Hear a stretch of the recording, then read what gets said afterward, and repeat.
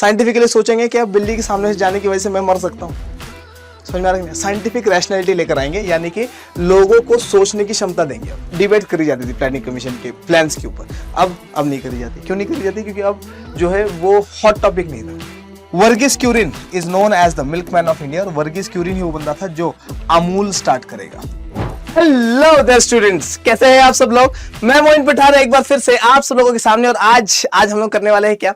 आज हम लोग देखेंगे हमारे chapter politics of plan development को। बहुत ही बेहतरीन चैप्टर है, बहुत ज्यादा मजा आने वाला है आप लोगों को इस चैप्टर में। इस चैप्टर में क्या पढ़ेंगे हम लोग? प्लानिंग के बारे में पढ़ेंगे, प्लानिंग कमीशन के बारे में पढ़ेंगे, थोड़ा बहुत नीति आयोग के बारे में देखेंगे। हम लोग देखने वाले हैं इसमें पॉलिटिकल कंटेस्टेशन, प्लानिंग, और हम लोग देखेंगे फर्स्ट 5 ईयर प्लान में क्या था, सेकंड 5 ईयर प्लान में क्या था। तो बहुत सारी इंपॉर्टेंट चीजें देखेंगे, एग्जाम में आती है, बोर्ड्स के लिए भी इंपॉर्टेंट है, सीयूटी के लिए भी इंपॉर्टेंट है। आप सबका स्वागत करता हूं मैं ह्यूमैनिटीज अड्डा 24/7 पर, जो कि आप लोग लेकर आता है बहुत सारे इंपॉर्टेंट ह्यूमैनिटीज से रिलेटेड वीडियोस, ह्यूमैनिटीज के हर सब्जेक्ट की वीडियोस, बहुत सारे शॉर्ट्स, बहुत सारे नोटिफिकेशंस, बहुत सारे अपडेट्स। और आप सबकी हेल्प करता है आपके एग्जाम में मार्क्स को रेज करवाने में और आपका एग्जाम क्लियर करवाने में।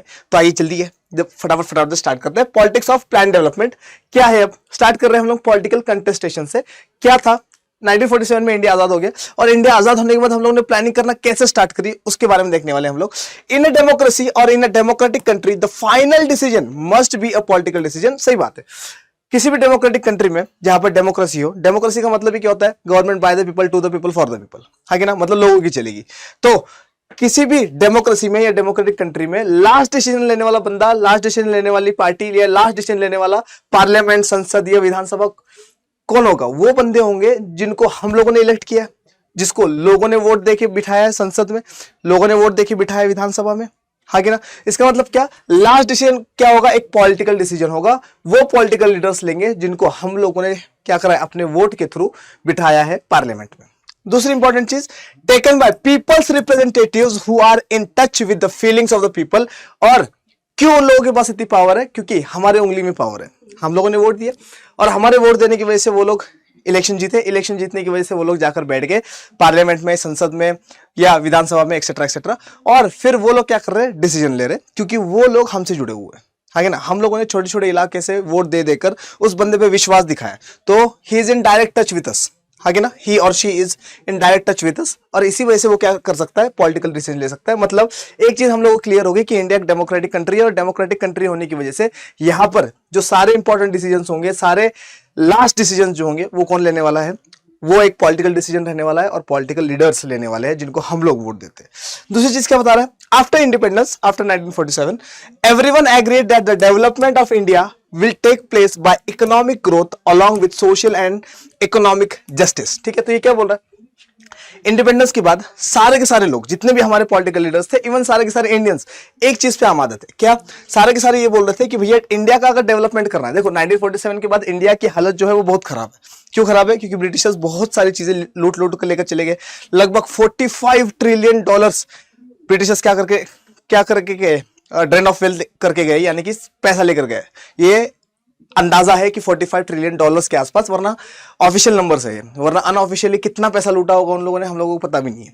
ठीक है, तो ये क्या बोल रहा है कि इंडिपेंडेंस के बाद सारे के सारे लोगों ने क्या बोला? सारे के सारे political leadership, irrespective of political party, किसी भी पॉलिटिकल पार्टी से हो, ये सारे के सारे लोग एक ही बात कह रहे थे कि भैया अगर इंडिया को आगे पहुंचाना है, इंडिया को डेवलप करना है, तो इंडिया को डेवलप करने के लिए हमें क्या करना पड़ेगा? सबसे पहले इकोनॉमिक डेवलपमेंट करना पड़ेगा। जब तक इकोनॉमिक डेवलपमेंट नहीं होगा, जब तक पैसा नहीं आएगा, जब तक हम लोग खुद पैसे को प्रोड्यूस नहीं करेंगे, तब तक हम लोग डेवलप नहीं हो सकते, क्योंकि डेवलप होने के लिए पैसा जरूरी है। ठीक है, तो इकोनॉमिक डेवलपमेंट से ही सारे डेवलपमेंट होने वाले। इकोनॉमिक ग्रोथ करनी है, आगे ना, along with social and economic justice, और सोशल एंड इकोनॉमिक जस्टिस लेकर आनी है। सोशल जस्टिस का मतलब क्या है? सोशल जस्टिस का मतलब है इक्वालिटी सब में, सारे के सारे सोसाइटी का डेवलपमेंट। किसी एक पर्टिकुलर कम्युनिटी, किसी एक पर्टिकुलर कास्ट, किसी एक पर्टिकुलर जेंडर का हम लोगों को क्या नहीं करना है? ग्रोथ नहीं करना है। हम लोगों को पूरे की पूरी सोसाइटी को देखना है, irrespective of his religion, irrespective of his or hers caste, irrespective of his or hers gender. ठीक, तो हम लोग क्या करना है? सोशल जस्टिस लेकर आना है, और इकोनॉमिक जस्टिस भी लेकर आना है कि ना? मतलब एम्प्लॉयमेंट में ऐसा ना हो कि सेम काम करने वाले को 50,000 रुपए मिल रहा है आदमी को, और औरत को मिल रहे 20,000 रुपए। तो इकोनॉमिक जस्टिस भी आना चाहिए, सोशल जस्टिस भी आना चाहिए, और इकोनॉमिक ग्रोथ भी करनी है, क्योंकि इंडिया को डेवलप होना है। ठीक है। नेक्स्ट चीज क्या बता रहा है, there was disagreement on the kind of role that the government must play in ensuring economic growth with justice. और ये बोल रहा है क्या कि गवर्नमेंट का किस तरीके का रोल होगा इसमें, इकोनॉमिक जस्टिस में। ठीक है, इसमें डिसएग्रीमेंट था। कोई कह रहा था कि यार गवर्नमेंट का तो बिल्कुल रोल होना ही नहीं चाहिए, मार्केट के ऊपर छोड़ना चाहिए इकोनॉमी को। ठीक है, कोई कह रहा था नहीं यार इकोनॉमी जो है वो प्लान्ड इकोनॉमी होनी चाहिए और गवर्नमेंट कंट्रोल करेगी पूरे की पूरी इकोनॉमी को। तो अलग अलग अलग अलग अलग अलग व्यूज आ रहे थे। कोई कह रहा था गवर्नमेंट के हाथ में इकोनॉमी होनी चाहिए, कोई कह रहा था गवर्नमेंट के हाथ में इकोनॉमी नहीं होनी चाहिए। ठीक है, क्लियर यहां तक, बढ़िया गया अपन। चलिए आगे चलते हैं, आगे देखिए क्या बता रहा है, ideas of development. Any discussion on development is bound to generate contradictions, conflicts and arguments। अब ये क्या बोल रहा है कि डेवलपमेंट की अगर हम लोग बात करें तो जब भी डिबेट होगा तो डिबेट में कॉन्ट्रडिक्शंस आएंगे, अलग अलग व्यूज आएंगे, कन्फ्लिक्ट्स आएंगे, लड़ाइयाँ होगी, है ना। जैसे एग्जांपल के तौर पे तुम्हारे मम्मी ने पूछा कि आज क्या बनना चाहिए खाने में। ठीक है, तुम्हारे पापा का कुछ और व्यू होगा, तुम्हारा कुछ और व्यू होगा, तुम्हारे भाई का कुछ और व्यू होगा, तुम्हारी बहन का कुछ और व्यू होगा।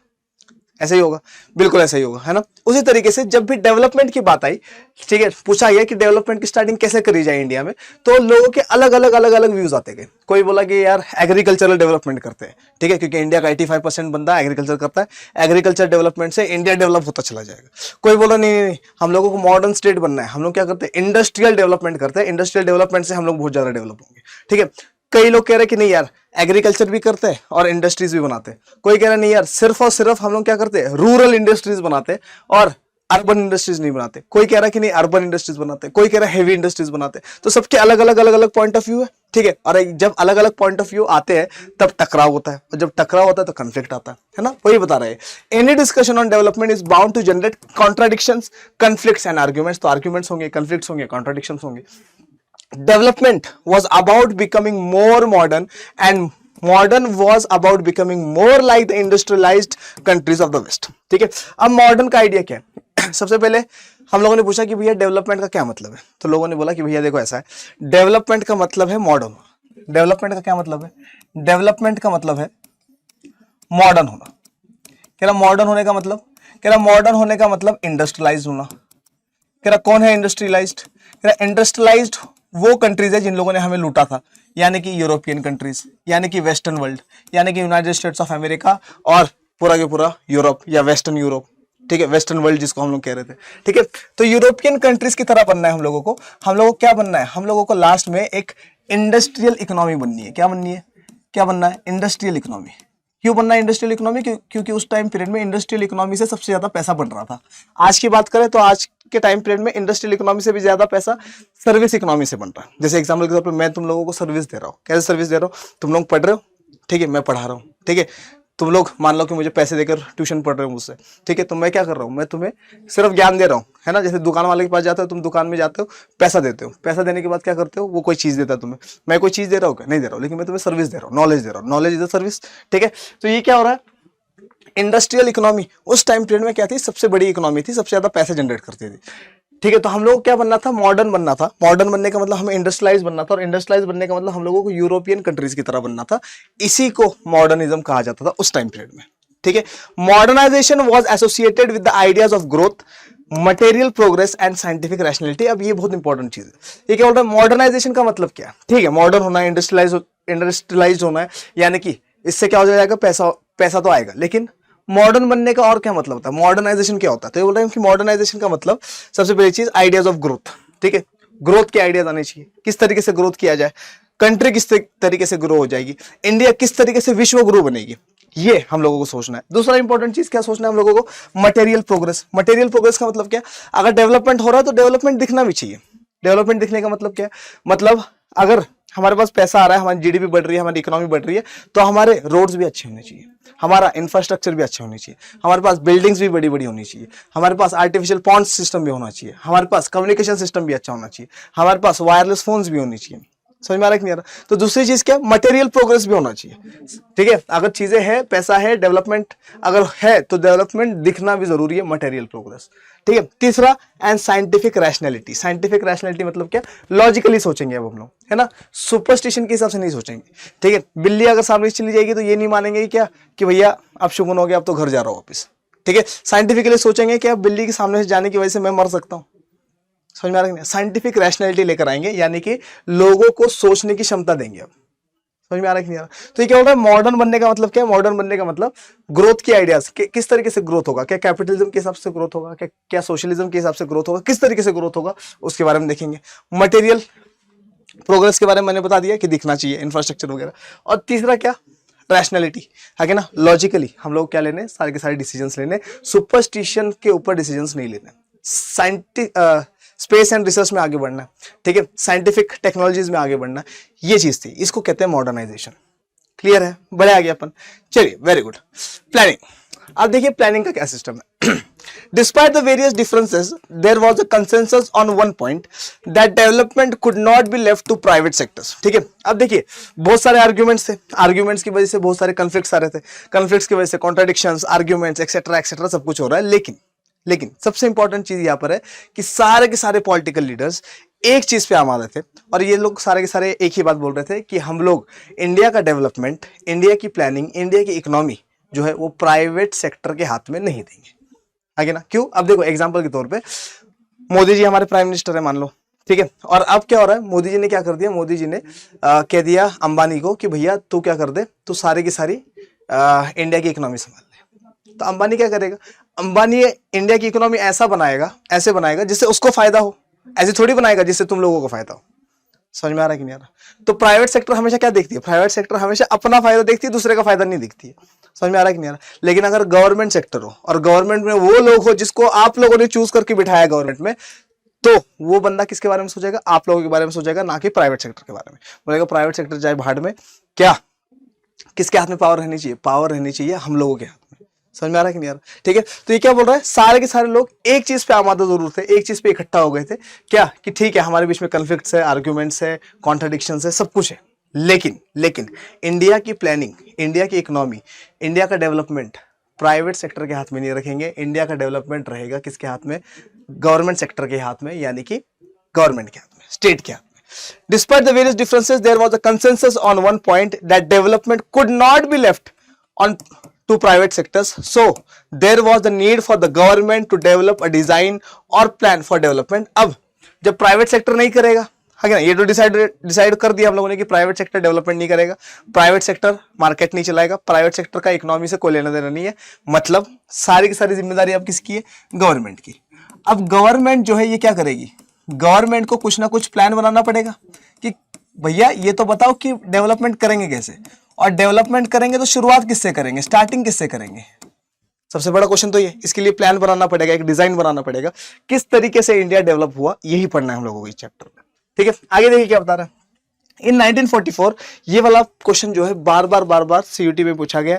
ये वाला क्वेश्चन बोर्ड्स में बार बार आता है, 2 नंबर में भी आता है, पॉलिटिक्स ऑफ प्लान डेवलपमेंट में ये वाला क्वेश्चन, और सीयूटी में भी आता है एमसीक्यूज में, और सीयूटी के हर शिफ्ट में मैंने ये वाला क्वेश्चन देखा है, ऑलमोस्ट हर शिफ्ट में। ठीक है, कि 1944 में क्या हुआ था, 1944 में बॉम्बे प्लान आया था। क्या था, बॉम्बे प्लान आया था, उसके बारे में बात करेंगे। देखिए क्या बता रहा है। In 1944 the big industrialist drafted a joint proposal for setting up a planned economy in the country known as a Bombay plan. अब क्या हुआ, 1944 में, 1944 में इंडिया के उस टाइम पीरियड के जो बड़े बड़े इंडस्ट्रियलिस्ट थे वो सारे के सारे इकट्ठे होते हैं मुंबई में या बॉम्बे में। उस टाइम पीरियड में बॉम्बे स्टेट था, ठीक है, तो बॉम्बे में इकट्ठा होते सारे के सारे, और सारे के सारे बोलते हैं कि भैया देखो आज नहीं तो कल हम लोगों को इंडिपेंडेंस मिलने वाली है। क्यों पता है इन लोगों को इंडिपेंडेंस मिलने वाली है? इस वजह से पता है क्योंकि 1939 से लेकर 1945 क्या चल रहा है, 1939 से लेकर 1945 चल रहा है वर्ल्ड वॉर 2, आगे ना, ठीक है, और वर्ल्ड वॉर 2 में हालत बहुत खराब है इंग्लैंड की। ठीक है, हमें ये पता चल गया कि इंग्लैंड बार बार हम लोगों से हेल्प मांग रहा है, इसका मतलब छोड़ के जाने वाला है हमें। ठीक है, आज़ादी मिलने के चांसेस बहुत ज़्यादा है, 1942 में क्विट इंडिया मूवमेंट वगैरह भी हुआ है। ठीक है, तो अब हम लोग क्या पता है, हम लोगों को ये पता है कि भैया आज़ादी मिलने के चांसेस है और बहुत ज़्यादा हाई है। ठीक है, तो हम लोगों ने क्या करा, सॉरी इंडस्ट्रियलिस्ट को क्या लगा कि आज नहीं तो कल इंडिया आज़ाद होगा, तो हम लोग क्या करते हैं, एक प्लान बनाते हैं। ठीक है, एक ऐसा प्लान बनाते हैं जिससे हम लोग आगे चलकर इंडिया की इकोनॉमी चला सके। तो ये बड़े के बड़े इंडस्ट्रीज आते हैं और प्लान्ड इकोनॉमी के लिए इकट्ठा होते हैं। इसी चीज को बोला गया बॉम्बे प्लान।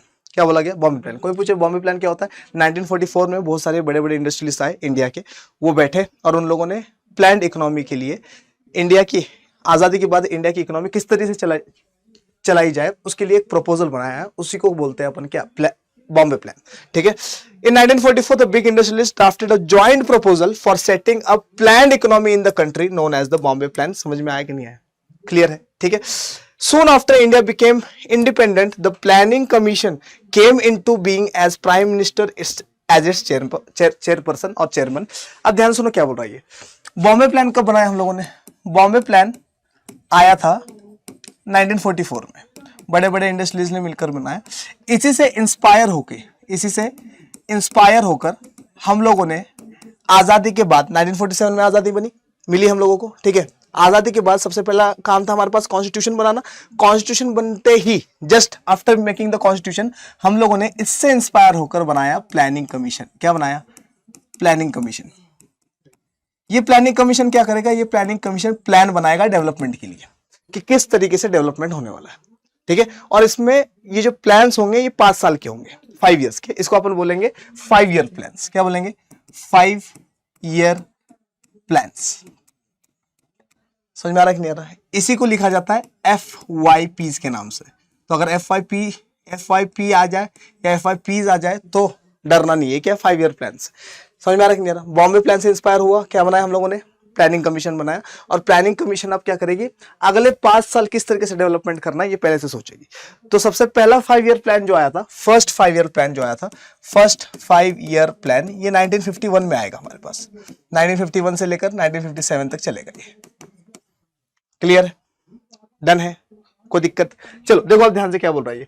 तो हम लोगों ने बॉम्बे प्लान से इंस्पायर होकर आजादी होते ही क्या बनाया? प्लानिंग कमीशन बनाया। कोई पूछे प्लानिंग कमीशन कब बना था? तो प्लानिंग कमीशन बना था 1950 में, 1950 में, मार्च 1950 भी लिख सकते हो। मार्च 1950 हम लोगों ने क्या करा? प्लानिंग कमीशन बनाया।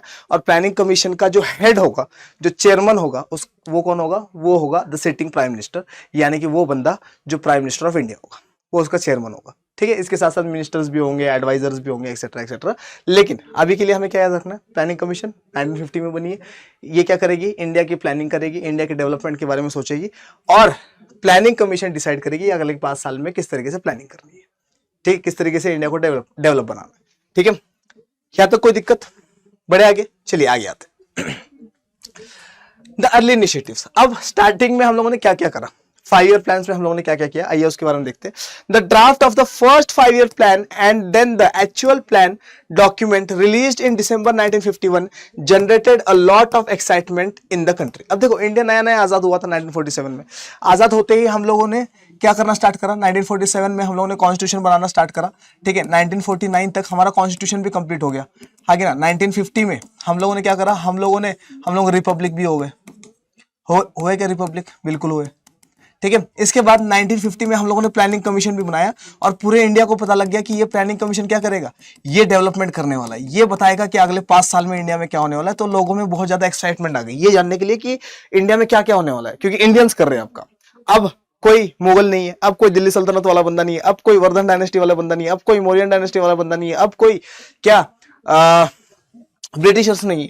समझ में आ रहा है कि नहीं? अब इंडिया का डेवलपमेंट सिर्फ और सिर्फ कौन करेगा? इंडिया के लोग करेंगे और लोगों के द्वारा चुने हुए लोग करेंगे, रिप्रेजेंटेटिव्स करेंगे, आगे ना। तो लोगों में क्या थी? एक्साइटमेंट बहुत ज्यादा थी फर्स्ट 5 ईयर प्लान और सेकंड 5 ईयर प्लान के टाइम पीरियड में। फर्स्ट 5 ईयर प्लान 1951 से लेकर 1957 तक काम करेगा, फिर 1957 के आसपास सेकंड 5 ईयर प्लान आएगा, 1957 से लेकर 61 तक वो काम करेगा, 61 62, ठीक है। देखिए क्या बता रहा है आगे।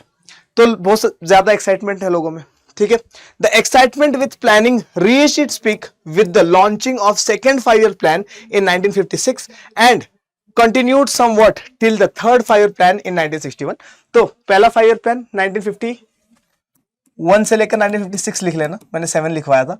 दूसरा 1956 से लेकर 61 तक और तीसरा 1962 से लेकर 1967 के आसपास तक चलेगा, ठीक है। तो ये बोल रहा है कि पहले, दूसरे और तीसरे तक तो लोगों में क्या था? बहुत ज्यादा एक्साइटमेंट था। इसके बाद प्लानिंग हो ना हो लोगों को इतना एक्साइटमेंट नहीं रहा, है ना। जो भी चीज नई नई आती है मार्केट में उसका बहुत ज्यादा एक्साइटमेंट रहता है। जैसे अभी एग्जाम्पल के तौर पे जवान फिल्म आई है, तो जवान फिल्म को बहुत ज्यादा एक्साइटमेंट, अरे शाहरुख खान की फिल्म आई है, चलो चलने देख कर आते हैं, ऐसा वैसा, ब्लॉकबस्टर। समझ में आ रहा नहीं आ रहा? 2 महीने बाद बहुत सारे लोग देख चुके होंगे, हाँ यार आती रहती है फिल्में, तो ये होता है ना। तो यही वाला सीन होगा क्या? स्टार्टिंग में बहुत ज्यादा एक्साइटमेंट थी लोगों को फर्स्ट 5 ईयर प्लान के टाइम पीरियड में, सेकंड 5 ईयर प्लान के के टाइम पीरियड में, और थर्ड के टाइम पीरियड में भी एक्साइटमेंट थी, लेकिन उसके बाद लोगों की एक्साइटमेंट जो है वो कम होती जाएगी। फिर प्लानिंग हो ना हो लोगों को कोई फर्क नहीं पड़ रहा। पहले लोग क्या करते थे, टीवी पे डिबेट्स रखते थे कि भैया डेवलपमेंट इस तरीके करने की सोच रहे हैं, ये सही कर रहे हैं गलत कर रहे हैं, समझ में आ रहा है कि नहीं आ रहा। तो पहले डिबेट करी जाती थी प्लानिंग कमीशन के प्लान्स के ऊपर, अब नहीं करी जाती। क्यों नहीं करी जाती? क्योंकि अब जो है वो हॉट टॉपिक नहीं रहा है। ठीक है, चलिए आगे आते हैं। The first 5-year plan 1951 to 56 addressed mainly the agrarian sector including investment in dams and irrigation। अब देखो ध्यान से, इंडिया आजाद हुआ 1947 में। इंडिया आजाद होने के बाद इंडिया में लोग कर क्या रहे, क्या चल रहा है इंडिया में? फॉग नहीं, इंडिया में लोग कर रहे हैं एग्रीकल्चर। क्यों? क्योंकि यही आता है हमें, इसके अलावा आता ही नहीं है कुछ, हमें एग्रीकल्चर ही आता है। 85% बंदा क्या कर रहा है इंडिया में? ऑलमोस्ट 85% बंदा इंडिया में एग्रीकल्चर कर रहा है। अगर 85% इंडिया में लोग एग्रीकल्चर कर रहे हैं तो सरकार सबसे पहले क्या सोचेगी? सरकार यही सोचेगी कि भैया एग्रीकल्चर हम लोगों को करना अच्छे से आता है, एग्रीकल्चर से क्या करेंगे? पैसा कमाएंगे, और एग्रीकल्चर का पैसे से इंडस्ट्रीज बनाएंगे, और इंडस्ट्रीज से फिर क्या हो जाएगा? हम लोग इंडस्ट्रियलाइज्ड इकोनॉमी बन जाएंगे, मॉडर्नाइज हो जाएंगे। समझ में आ रहा है कि नहीं? तो हमारा सबसे पहला काम क्या था कि एग्रीकल्चर पे फोकस करते। तो सबसे पहला फर्स्ट 5-year प्लान आया। क्या आया? फर्स्ट 5-year प्लान आया। और ये जो फर्स्ट 5-year प्लान था ये आया 1951 से लेकर 1956 के लिए, और इसने फोकस करा किसमें?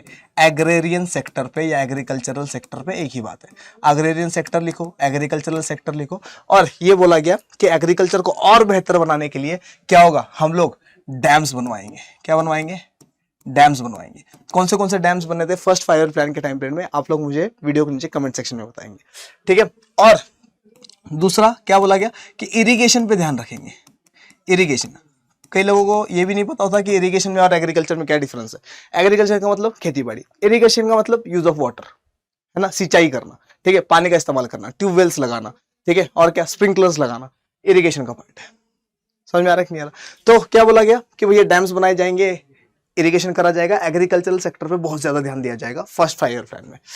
On the basic aims of the planners was to One of the basic aims of the planners was to raise the level of national income, which could be possible only if the people saved more money than they spent। ठीक है, और अब क्या बोला गया कि यार अगर हम लोगों को इंडिया की इकोनॉमी बढ़ानी है, इंडिया की जीडीपी बढ़ानी है, तो अब देखो उस टाइम पीरियड के लोग हैं ये, ठीक है, नया नया इंडिया आजाद हुआ है, पता नहीं है कंट्री कैसे चलाई जाती है ना। हम लोग भी क्या कर रहे हैं? सीख रहे हैं, दूसरे लोगों से सीख रहे हैं कि इकोनॉमी कैसे बढ़ती है, कैसे चलाई जा सकता है। तो एक दिमाग में क्या बात आई? एक आई कि यार अगर हम लोगों को इंडिया की इनकम बढ़ानी है तो खर्चा कम करना पड़ेगा। जितना ज़्यादा खर्चा कम होगा उतना ज़्यादा हमारे पास पैसा बचेगा, जितना ज़्यादा पैसा बचेगा उतने हमारी इकोनॉमी बढ़ेगी। उस टाइम पीरियड की सोच है ना, यही बोला। देखो, one of the basic aims of the planners, इन प्लानर्स का बेसिक एम क्या है? Was to raise the level of national income, national income बढ़ जाए। ठीक है, which could be possible only if the people saved more money than they spend. जितना वो लोग खर्चा कर रहे हैं उससे ज्यादा पैसा इनके पास बचना चाहिए, तब जाकर इंडिया की इकोनॉमी जो है बढ़ेगी। यानी कि ये लोगों को बोल रहे हैं कि भैया पैसा कम खर्च करो, सेविंग्स ज्यादा करो।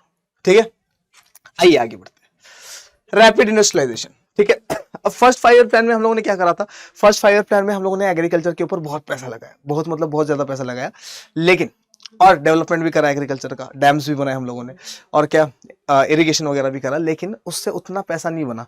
और उतना क्या, उससे पैसा इतना कम बना था कि हम लोग इंडस्ट्रीज या हेवी इंडस्ट्रीज भी सेटअप नहीं कर पाए। तो अब सीन क्या हुआ? अच्छा, एक और चीज याद रखना, जो फर्स्ट 5-year प्लान था, फर्स्ट 5-year प्लान, इसके टाइम पीरियड में जो प्लानर था, है ना, पेपर में क्वेश्चन आता है, who was the architect of the first 5-year plan? तो आंसर देंगे क्या हम लोग? आंसर देंगे हम लोग K N. Raj. K N. Raj was the architect of the first 5-year plan। Clear है? K N. Raj was the architect of the first 5-year plan। ये चीज याद रखनी है हम लोगों को। सेकंड 5-year प्लान आने वाला है अब। तो फर्स्ट 5-year प्लान में हम लोगों ने ध्यान दिया था एग्रीकल्चर पे, और सेकंड 5-year प्लान में हम लोग ध्यान देने वाले हैं अब किस पे? इंडस्ट्रीज पे या हैवी इंडस्ट्रीज पे। किस पे ध्यान देने वाले? हैवी इंडस्ट्रीज पर हम लोग ध्यान देने वाले। और ये जो सेकंड 5-year प्लान है ये किसने दिया है? सेकंड 5-year प्लान देंगे एक बंदा जिसका नाम था P.C. महालनोबिस, प्रकाश चंद्र महालनोबिस। ठीक है, he was the architect of the second 5-year plan. दोनों क्वेश्चन आते हैं पेपर में, फर्स्ट 5 ईयर प्लान का आर्किटेक्ट कौन था? के एन राज। सेकंड 5 ईयर प्लान का आर्किटेक्ट कौन था? पीसी महालनोबिस। दोनों इंपॉर्टेंट है। The second 5 year plan stressed on heavy industries. तो सेकंड 5 ईयर प्लान ने किसके ऊपर ध्यान दिया? Heavy industries. अब तुम्हारे दिमाग में क्वेश्चन आ रहा होगा, सर हेवी इंडस्ट्रीज क्या होती है? हेवी इंडस्ट्रीज ऐसी इंडस्ट्रीज होती है जिसके वजह से बहुत सारी दूसरी इंडस्ट्रीज चल सके। जैसे जैसे एग्जांपल के तौर पे मैंने क्या करा, विंड मिल्स लगा दिए, तो विंड मिल्स की वजह से इलेक्ट्रिसिटी इंडस्ट्री चल रही है, इलेक्ट्रिसिटी इंडस्ट्री की वजह से सारी की सारी इंडस्ट्री चल रही है, सही आगे ना। दूसरा रेलवेज, रेलवे क्या है? एक हेवी इंडस्ट्रीज है, ट्रांसपोर्ट चल रहा है, ठीक है, कार्स ट्रांसपोर्ट हो रही है, हर चीज ट्रांसपोर्ट हो रही है, ठीक है। तो एक इंडस्ट्रीज की वजह से जब बहुत सारी इंडस्ट्रीज चलने लगी जाए उसको हम लोग क्या बोलते हैं? हेवी इंडस्ट्रीज बोलते हैं। समझ में आया कि नहीं आया? ठीक है, तो हेवी इंडस्ट्रीज क्या होती है? ऐसी इंडस्ट्रीज जिसके ऊपर बहुत सारी इंडस्ट्रीज चले, ठीक है। It was drafted by a team of economists and planners under the leadership of PC Mahalanobis। ठीक है, तो PC Mahalanobis के गाइडेंस में सेकेंड 5 ईयर प्लान बनाया गया और बोला गया क्या कि भैया एग्रीकल्चर के ऊपर कम ध्यान देंगे और अब इंडस्ट्रीज या हेवी इंडस्ट्रीज बनाने के ऊपर ज्यादा ध्यान देंगे हम लोग। क्यों? क्योंकि एग्रीकल्चर से उतना पैसा आउटपुट नहीं आ रहा होता है। क्लियर? डन? आगे बढ़े, चलिए आगे देखते हैं। देखिए क्या बता रहा है आगे, की कंट्रोवर्सीज। अब देखो बहुत सारे लोगों को बुरा भी लगेगा, ये नहीं लगेगा क्या कि भैया एग्रीकल्चर 85% बंदा एग्रीकल्चर कर रहा है और तुम लोग पैसा लगा रहे हो इंडस्ट्रीज, ठीक है। तो लड़ाई झगड़ा, आर्ग्यूमेंट, कॉन्ट्राडिक्शंस होने, कन्फ्लिक्ट्स, आगे ना देखो क्या हो रहा है। The strategy of development followed in the early years raised several important questions. और अब क्या हुआ, जो स्टार्टिंग में first 5 year plan, second 5 year plan में जिस तरीके से हम लोग प्लानिंग कर रहे थे, जिस तरीके से हम लोग डेवलपमेंट करने की कोशिश कर रहे थे, उसमें बहुत सारे क्वेश्चंस रेज हो रहे थे। आइए देखते क्या क्या। Agriculture versus industry. अब बहुत सारे लोग एग्रीकल्चर के सपोर्ट में आएंगे कि इंडिया का 85% बंदा क्या कर रहा है? एग्रीकल्चर कर रहा है, तुम लोग पैसा लगा रहे हो इंडस्ट्रीज पे। दूसरे लोग बोलेंगे यार इंडस्ट्रीज पे पैसा लगाना जरूरी है क्योंकि इंडिया का इकोनॉमिक ग्रोथ करना है, ठीक है। तो एग्रीकल्चर वाले बोलेंगे तुम्हें सोशल ग्रोथ नहीं करना है क्या? सोसाइटी के बारे में नहीं सोचना है क्या? लोगों के बारे में नहीं सोचना है, तुम सिर्फ इंडस्ट्रीज के बारे में सोच रहे हो। समझ में आ रहा है कि नहीं? तो अब क्या चल रही है? डिबेट चल रही है एग्रीकल्चर और इंडस्ट्रीज की। After first 2 plans agriculture could not develop at appreciable level, ठीक है। अब क्या हुआ, फर्स्ट 5 ईयर प्लान और second 5 year plan. First 5 year plan में हम लोगों ने मेन ध्यान दिया था किस पे? फर्स्ट 5 ईयर प्लान में हम लोगों ने एग्रीकल्चर पे ज्यादा ध्यान दिया था। सेकंड 5 ईयर प्लान में हम लोगों ने ज्यादा ध्यान दिया था हेवी इंडस्ट्रीज पे। किस पे ध्यान दिया था? हेवी इंडस्ट्रीज पे। लेकिन इंपॉर्टेंट चीज यहां पर यह है कि इसमें भी हम लोगों ने एग्रीकल्चर के ऊपर थोड़ा थोड़ा ध्यान दिया था। ऐसा नहीं था कि हम लोगों ने एग्रीकल्चर को कतई छोड़ दिया, लेकिन वही आउटपुट नहीं आया, पैसा नहीं आया बिल्कुल भी, ठीक है। देखिए क्या बता रहा है। Gandhian economist J.C. Kumarappa proposed an alternative blueprint that put greater emphasis on rural industrialization। अब देखो ध्यान से, अब जब ये डिबेट चल रही थी कि एग्रीकल्चर के ऊपर ज्यादा ध्यान दिया जाए या हेवी इंडस्ट्रीज के ऊपर ध्यान दिया जाए, और एग्रीकल्चर से पैसा भी नहीं आ रहा था, लेकिन लोग नाराज हो रहे थे। 85% बंदा इंडिया का एग्रीकल्चर करता है, ठीक है। तो जेसी कुमारप्पा एक बंदा थे, एक इकोनॉमिस्ट थे, एक गांधीयन थे, गांधी की आइडियोलॉजी पे चलने वाले, यानी ट्रूथ, नॉन वायलेंस और सत्याग्रह पे चलने वाले बंदे हैं ये, ठीक है। गांधीयन आइडियोलॉजी पे चलने वाले बंदे हैं जेसी कुमारप्पा। और ये भी पेपर में क्वेश्चन आता है, सीयूटी में भी आया हुआ है, बोर्ड्स में भी आया हुआ है कई बार। तो जेसी कुमारप्पा क्या कहते हैं? जेसी कुमारप्पा कहते हैं कि भैया देखो ऐसा है, लड़ाई झगड़ा मत करो, गांधी जी को याद करो, ठीक है। क्या करना है हम लोगों को? कुछ नहीं करना। देखो इंडिया का 85% बंदा एग्रीकल्चर करता है, मानते हैं 85% बंदा, लेकिन इंपॉर्टेंट चीज क्या है कि इंडस्ट्रीज बनानी भी जरूरी है। तो हम लोग क्या करते हैं? एक बीच का रास्ता ले आते हैं। कह रहा क्या बीच का रास्ता? कह रहा हम लोग ना रूरल इंडस्ट्रियलाइजेशन करते हैं। क्या करते हैं? रूरल इंडस्ट्रियलाइजेशन करते हैं। कह रहा मतलब ये है कि देखो भैया ये है हमारा गांव में हमारा खेत, ठीक है। इस खेत में उगाते हैं हम लोग गन्ने यानी कि शुगर केन, आगे ना। इसी शुगर केन के फील्ड के पीछे लगा देते हैं एक फैक्ट्री, ठीक है। यहां से शुगर केन उगेगा, 18 महीने लगेंगे इसको, ठीक है। यही से शुगर केन इस फैक्ट्री में जाएगी, यही से क्या होगा? यही से बनेगी शुगर, और फिर हम लोग बेचना शुरू कर देंगे, ठीक है। मतलब गांव में इंडस्ट्रीज बनाने की बात करेंगे। समझ में आया कि नहीं आया? तो पेपर में क्वेश्चन आता है कि रूरल इंडस्ट्रियलाइजेशन का आइडिया किसने दिया था? तो जेसी कुमारप्पा ने दिया था। ये चीज हम लोगों को याद रखनी है।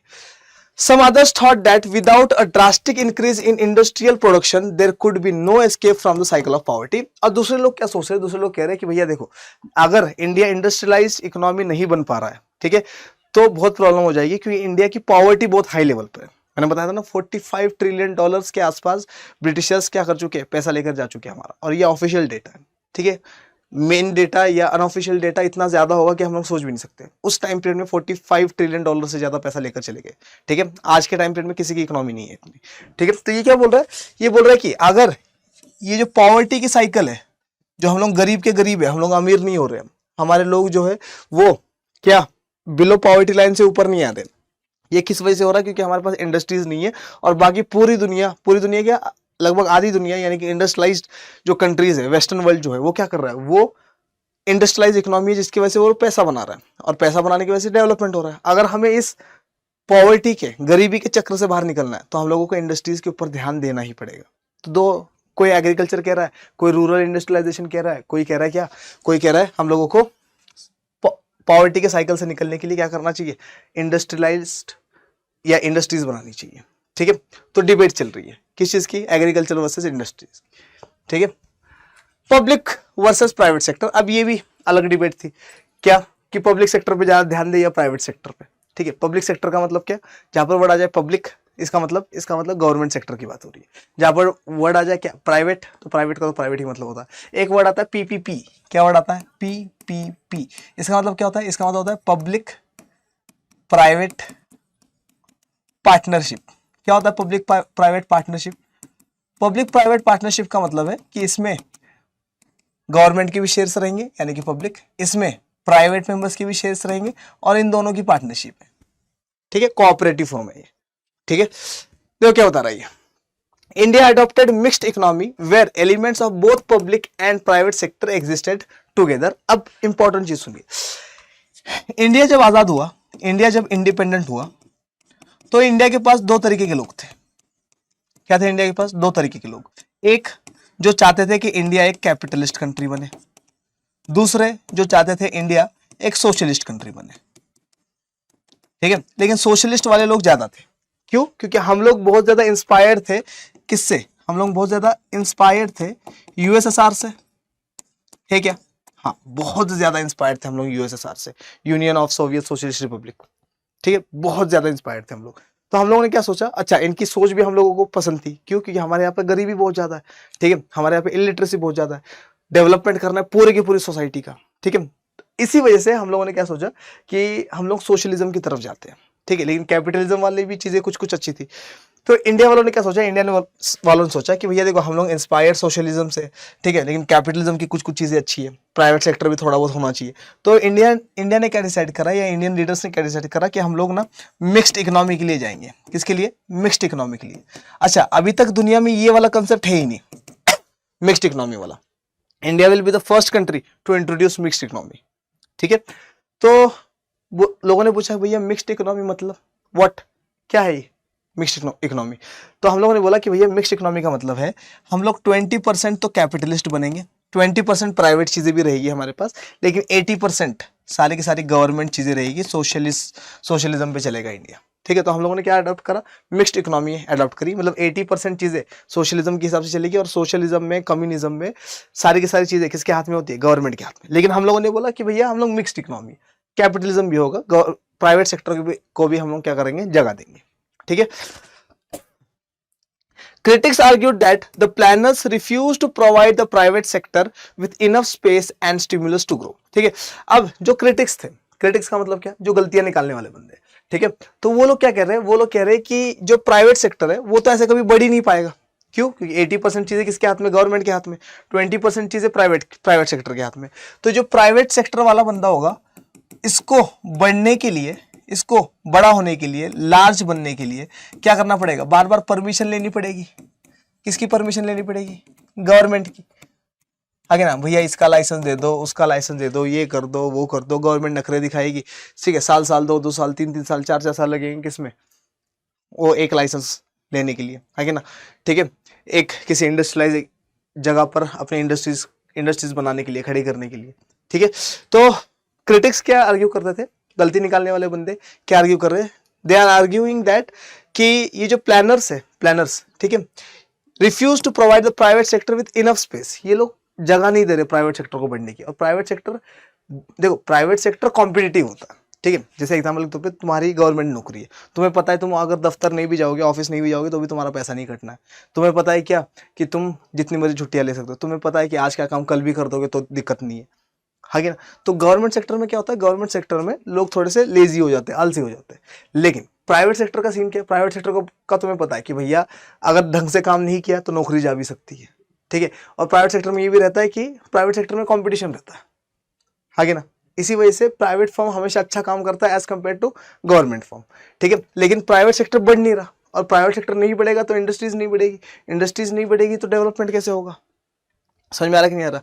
तो यही जो क्रिटिक्स थे वो ये बोल रहे थे कि इंडस्ट्रीज को बढ़ने का टाइम नहीं दे रहे तुम लोग, उनको क्या स्पेस नहीं दे रहे। तुम उनको बोलो ना कि भैया बढ़ो जितना बढ़ सकते हो, ठीक है। बल्कि हम लोग तो चाहते हैं और ज्यादा प्राइवेट सेक्टर बने, ठीक है। क्यों? क्योंकि दुनिया जो चल रही थी 1991 के बाद तो इंडिया हो ही जाएगा खैर, लेकिन दुनिया जो थी 1970s के आसपास हम लोगों को ये भी पता चलेगा कि कम्युनिस्ट ब्लॉक जो है वो उसकी इकोनॉमी वगैरह स्टैग्नेंट हो गई है, और वेस्टर्न ब्लॉक जो है वो बहुत ज़्यादा स्ट्रांग होता जा रहा है, ठीक है। आगे देखिए क्या बता रहा है, the enlarged public sector produced powerful vested interest that created enough hurdles for the private sector। और ये क्या बोल रहा है कि ये जो पब्लिक सेक्टर था ये बहुत ज्यादा हर्डल्स पैदा कर रहा था, बहुत सारी बाधाएं पैदा कर रहा था, किसके लिए?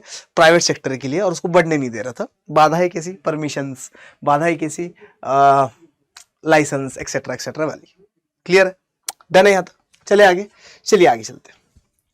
The first 5 year plan major outcomes, ये बोल रहा है कि पहले 5 ईयर प्लान जिसमें हम लोगों ने एग्रीकल्चर के ऊपर ध्यान दिया था, इसके मेजर आउटकम्स क्या क्या है ना, क्या क्या हुआ फर्स्ट 5 ईयर प्लान के बाद। The early initiatives for plan development were at best realising the goals of economic development of the country and well being of all its citizens. तो ये क्या बोल रहा है, पहला 5 ईयर प्लान में हम लोगों ने क्या ध्यान दिया? हम लोगों ने ध्यान दिया कि भैया इकोनॉमिक ग्रोथ हो जाए हमारी, हम लोगों ने ध्यान दिया क्या? इकोनॉमिक जस्टिस मिल जाए सारे के सारे लोगों को, ठीक है। एग्रीकल्चर के ऊपर ही ध्यान देते हैं, सारे के सारे लोग एग्रीकल्चर कर रहे हैं, ये ध्यान दिया है ना। वेलबींग ऑफ द सिटीजन्स पे ध्यान दिया हम लोगों ने, ठीक है।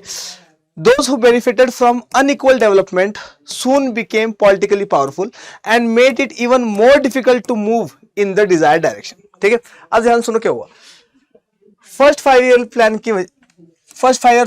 प्लान के बाद सबको बेनिफिट नहीं मिला, ठीक है। अनइक्वल बेनिफिट रहा, क्या रहा? Unequal benefit. अब जिसको बेनिफिट मिला, इसका जिसको इसका फायदा मिला, वो हो गए पावरफुल, या वो हो गए पॉलिटिकली पावरफुल। पॉलिटिकली क्या हो गए? पावरफुल हो गए। और दूसरे लोग जो थे वो पॉलिटिकली पावरफुल नहीं रहे, ठीक है। मतलब क्या आ रही? इनइक्वालिटी आ रही है। जिनके एग्रीकल्चर के लिए, इरिगेशन के लिए, जिनके आसपास डैम्स हो गए, वो लोग, उनका एग्रीकल्चर अच्छा हुआ, प्रोडक्शन अच्छा हुआ, पैसा अच्छा आया, वो लोग पॉलिटिकली पावरफुल भी हो गए। क्योंकि जिसके पास पैसा वो खुद क्या करेगा? पॉलिटिक्स में खड़ा भी होगा इलेक्शंस में, आगे ना, ठीक है। वो लोग पॉलिटिकली पावरफुल हो गए, दूसरे लोग पॉलिटिकली पावरफुल भी नहीं है, ठीक है। नेक्स्ट चीज देखिए क्या बता रहा है। There were 3 major outcomes. ये बोल रहा है कि फर्स्ट 5 ईयर प्लान के बाद 3 बड़े बड़े आउटकम्स थे। देखिए क्या क्या। दीज आर इकोनॉमिक फाउंडेशंस, ठीक है। ये इंपॉर्टेंट है, ये पेपर में ऐसे के ऐसे क्वेश्चन आता है कि फर्स्ट 5 ईयर प्लान के आउटकम्स क्या कहते हैं। पहला, इकोनॉमिक फाउंडेशंस, कि इंडिया की इकोनॉमिक नींव बन गई, समझ में आ रहा है? बेस बन गया इंडिया का, और इसी बेस के ऊपर इंडिया इतना ऊंचा बढ़ता जाएगा, इतना ऊंचा बढ़ता जाएगा, इतना ऊंचा बढ़ता जाएगा कि इंडिया आज इस पोजीशन पे है, ठीक है।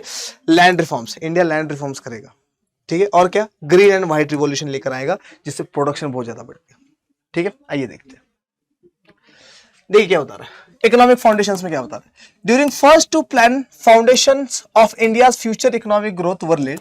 Mega dams like Bhakra Nangal and Hirakud for irrigation and power generation were build, ठीक है। तो ये क्या बोल रहा है, पहला 5 year plan, second 5 year plan में हम लोगों ने इंडिया की इकोनॉमिक नींव बनाई, इंडिया का इकोनॉमिक बेस बनाया, जिसके ऊपर इंडिया आज खड़ा है, ठीक है। क्या क्या करा हम लोगों ने? पहले 5 ईयर प्लान्स में, पहले 2 5 ईयर प्लान्स में हम लोगों ने बड़े बड़े डैम्स बनाए, जैसे कि भाखरा नांगल डैम। आप लोग बताएंगे मुझे कमेंट सेक्शन में कि भाखरा नांगल डैम कहाँ पर है, ठीक है। हीराकुंड डैम, ये भी बताइए कि हीराकुंड डैम कहाँ पर है। तो भाखरा नांगल, हीराकुंड डैम्स बनाए, जिससे इरिगेशन सेक्टर जो है वो बूस्ट आ गया जिसमें, और पावर जनरेशन आ गया। पावर जनरेशन मतलब इलेक्ट्रिसिटी बनना स्टार्ट हो गई, ठीक है। और इलेक्ट्रिसिटी, बिजली जैसी बनना स्टार्ट हो गई तो लोगों के पास क्या, गांव गांव में इलेक्ट्रिसिटी पहुंचने लगी धीरे धीरे धीरे धीरे। और आज देखो, आज इंडिया में कोई ऐसी जगह है जहां पर इलेक्ट्रिसिटी नहीं है आज भी, है ना? मुझे नहीं लगता कि है, अगर है तो कमेंट सेक्शन में बताना। Some of the heavy industries in the public sector, steel plants, oil refineries, manufacturing units, defence production etcetera was started during this period. और हम लोगों ने क्या करा? और इंपॉर्टेंट हेवी इंडस्ट्रीज बनाने स्टार्ट करे सेकंड 5 ईयर प्लान में। कौन सी हम लोगों ने, अच्छा ये सारे के सारे पब्लिक सेक्टर है। पब्लिक सेक्टर का मतलब सारे के सारे गवर्नमेंट होल्ड करेगी, प्राइवेट सेक्टर से कोई लेना देना नहीं है इसका, ठीक है। जैसे कि स्टील प्लांट्स है ना, तो हम लोग पता है बोकारो स्टील प्लांट हो गया, जमशेदपुर वगैरह हो गया, तो ये सारे के सारे जाने किसके लिए जाते हैं, स्टील प्लांट्स के लिए जाने जाते हैं, है ना। तो स्टील प्लांट्स बनाए हम लोगों ने, ऑयल रिफाइनरीज बनाई हम लोगों ने मुंबई वगैरह में, ठीक है। मैन्युफैक्चरिंग यूनिट्स बनाए हम लोगों ने, खुद मैन्युफैक्चरिंग करना स्टार्ट कर दिया हम लोगों ने।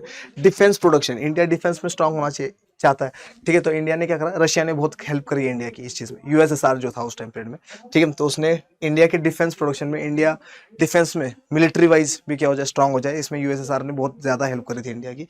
तो डिफेंस प्रोडक्शन में एक्सेट्रा वो स्टार्टेड ड्यूरिंग दिस पीरियड। और इसी टाइम पीरियड में, मतलब ये कब की बात कर रहा है, 1951 से लेकर 1961 की बात कर रहा है, 1951 से लेकर 1961 के बीच में इंडिया क्या कर रहा है, नींव रख रहा है अपनी इकोनॉमी की, ठीक है, डैम्स बनाकर, हेवी इंडस्ट्रीज बनाकर। Infrastructure for transport and communication was improved substantially, और इंफ्रास्ट्रक्चर अच्छा कर दिया गया ट्रांसपोर्ट के लिए, मतलब रोड्स वगैरह अच्छे कर दिए गए, रेल्स वगैरह जहां पर नहीं है रेलवेज वगैरह, उसको क्या करना स्टार्ट कर दिया, बनाना स्टार्ट कर दिया, ठीक है। कम्युनिकेशन सिस्टम जो है इंडिया का अच्छा होता चला गया, ठीक है। मतलब फर्स्ट 5 ईयर प्लान में इकोनॉमिक फाउंडेशन हम लोग को पता लग गया कि हेवी इंडस्ट्रीज बनाना, डैम्स बनाना, इरिगेशन के ऊपर काम करना और इकोनॉमिक फाउंडेशन बनाना इंडिया की, ठीक है। दूसरा देखते क्या बता रहा है, दूसरा बता रहा है land reforms. Colonial system of zamindari was एबोलिश्ड। ये बहुत इंपॉर्टेंट चीज है। क्या इंडिया ने क्या करा, इंडिया जैसे ही आजाद हुआ, इंडिया जैसे इंडिपेंडेंट हुआ, इंडिपेंडेंस मिलते ही हम लोगों ने क्या करा, हमारी गवर्नमेंट ने, नेहरू जी की गवर्नमेंट थी उस टाइम में, हम लोगों ने जमींदारी सिस्टम को एबोलिश कर दिया। जमींदारी सिस्टम को क्या कर दिया, एबोलिश कर दिया। जमींदारी सिस्टम में क्या होता था, एक जमींदार होता था जिसके पास बहुत जमीनें होती थी, है ना। आप लोग आपकी जो हिस्ट्री की मॉडर्न इंडिया की किताब है फर्स्ट चैप्टर, उसमें आप लोग जमींदार के बारे में पढ़ते हो, तो हम लोगों को पता चलता है कि जमींदार के पास 400 तक गांव होते थे, 400 विलेजेस, ठीक है। हल्की बात है क्या, ठीक है। अब 400 गांव का जो मालिक होगा वो तो राजा ही है, अगर किला चार्ज में रहते थे ये लोग, ठीक है, स्ट्रांग होते थे बहुत ज्यादा, पढ़ा है हम लोगों ने ये सारी की सारी चीजें, ठीक है।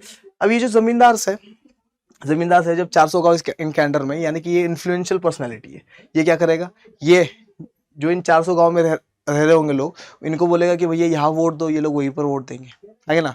ये क्या करेगा, बैठ के टैक्स खाएगा, ठीक है, सरकार की भी नहीं मानेगा, ठीक है। इसके पास खुद की आर्मी भी होती थी पहले, ठीक है, बाद में तो खत्म हो जाती ब्रिटिशर्स के टाइम पीरियड में, लेकिन होती थी इसके पास, ठीक है। तो ये जमींदार एक स्ट्रांग पर्सन है, ठीक है।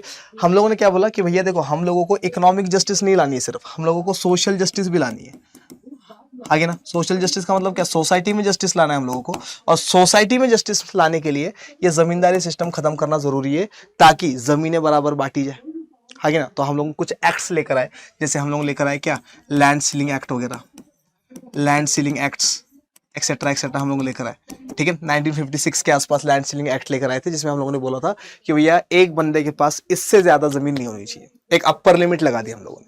समझ में आ रहा है कि नहीं आ रहा, हर स्टेट का अलग होगा वैसे, एक अपर लिमिट लगा ली। जैसे फॉर एग्जांपल उत्तर प्रदेश, तो उत्तर प्रदेश में क्या बोला गया कि भैया 60 एकड़ से ज्यादा किसी के पास जमीन नहीं रहेगी, किसी के पास जमीन नहीं होगी, ठीक है। तो ये क्या रही, ये अपर लिमिट लगा दी।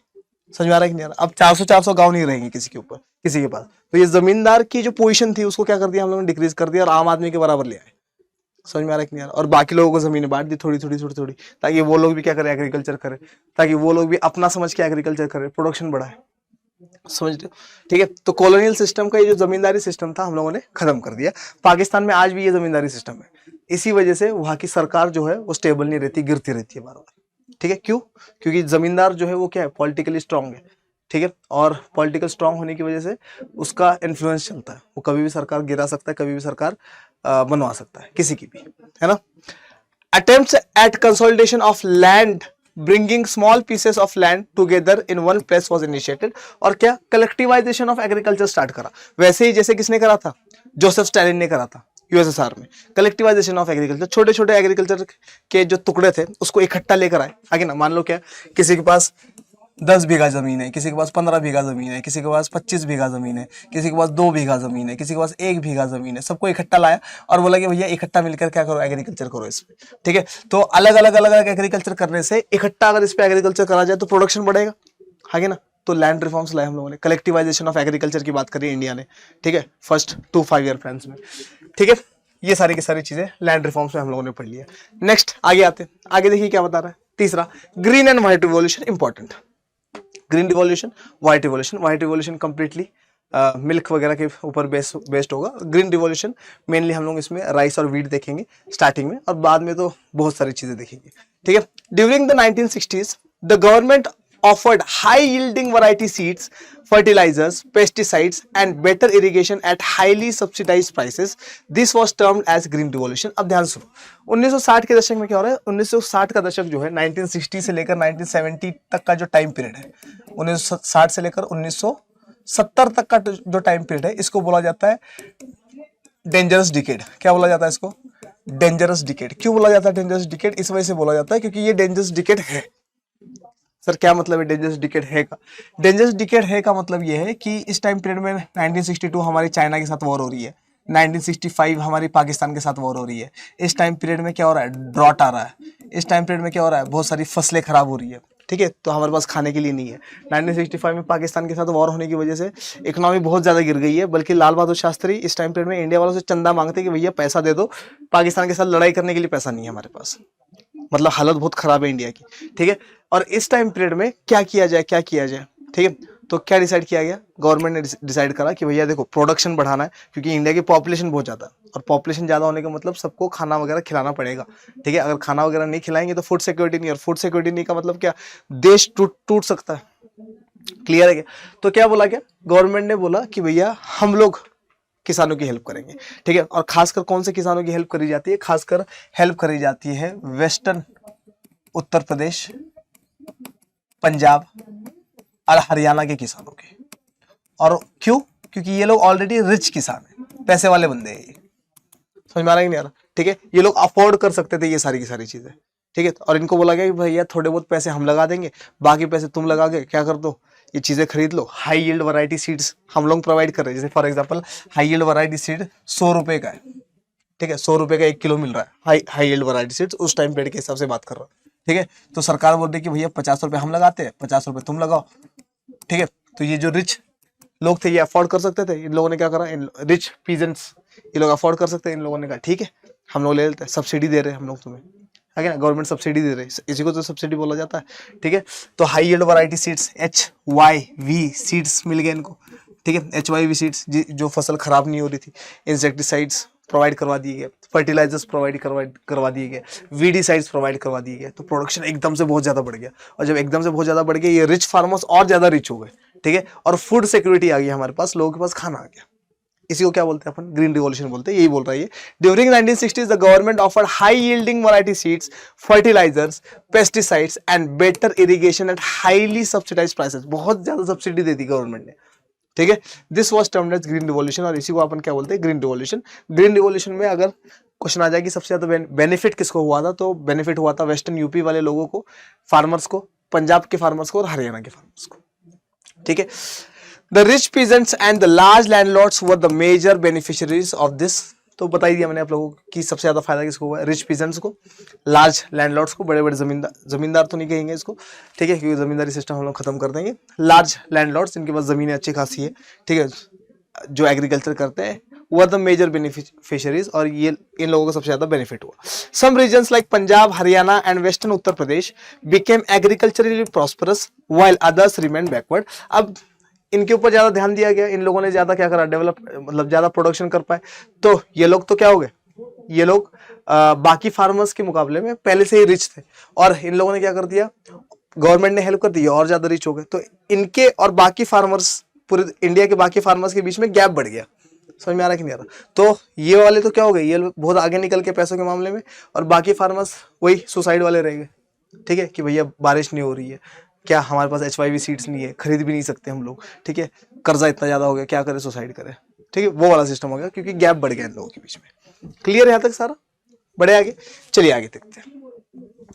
इन 1970 the rural development programme called operation flood was started. अब ये इंपॉर्टेंट है, ठीक है, कि ऑपरेशन फ्लड कब स्टार्ट हुआ था? ऑपरेशन फ्लड अपन व्हाइट रिवॉल्यूशन को कहते हैं, white revolution, milk revolution, milk revolution, operation flood, ठीक है। तो ऑपरेशन फ्लड आ जाए तो इसका मतलब ये नहीं कि ब्लड से रिलेटेड है, ठीक है, ऑपरेशन फ्लड किससे रिलेटेड है? दूध से रिलेटेड, ठीक है। तो 1970 में रूरल डेवलपमेंट प्रोग्राम चला और बोला गया कि ऑपरेशन फ्लड चलाएंगे अब हम लोगों ने। अच्छा, एक और चीज, ग्रीन रिवॉल्यूशन में हम लोगों ने 2 क्रॉप्स के ऊपर ज्यादा ध्यान दिया, एक व्हीट और दूसरा राइस के ऊपर, ठीक है, क्योंकि बेसिक यही चीज होती है खाने के लिए, है ना, रोटी बन जाए चावल बन जाए, ठीक है।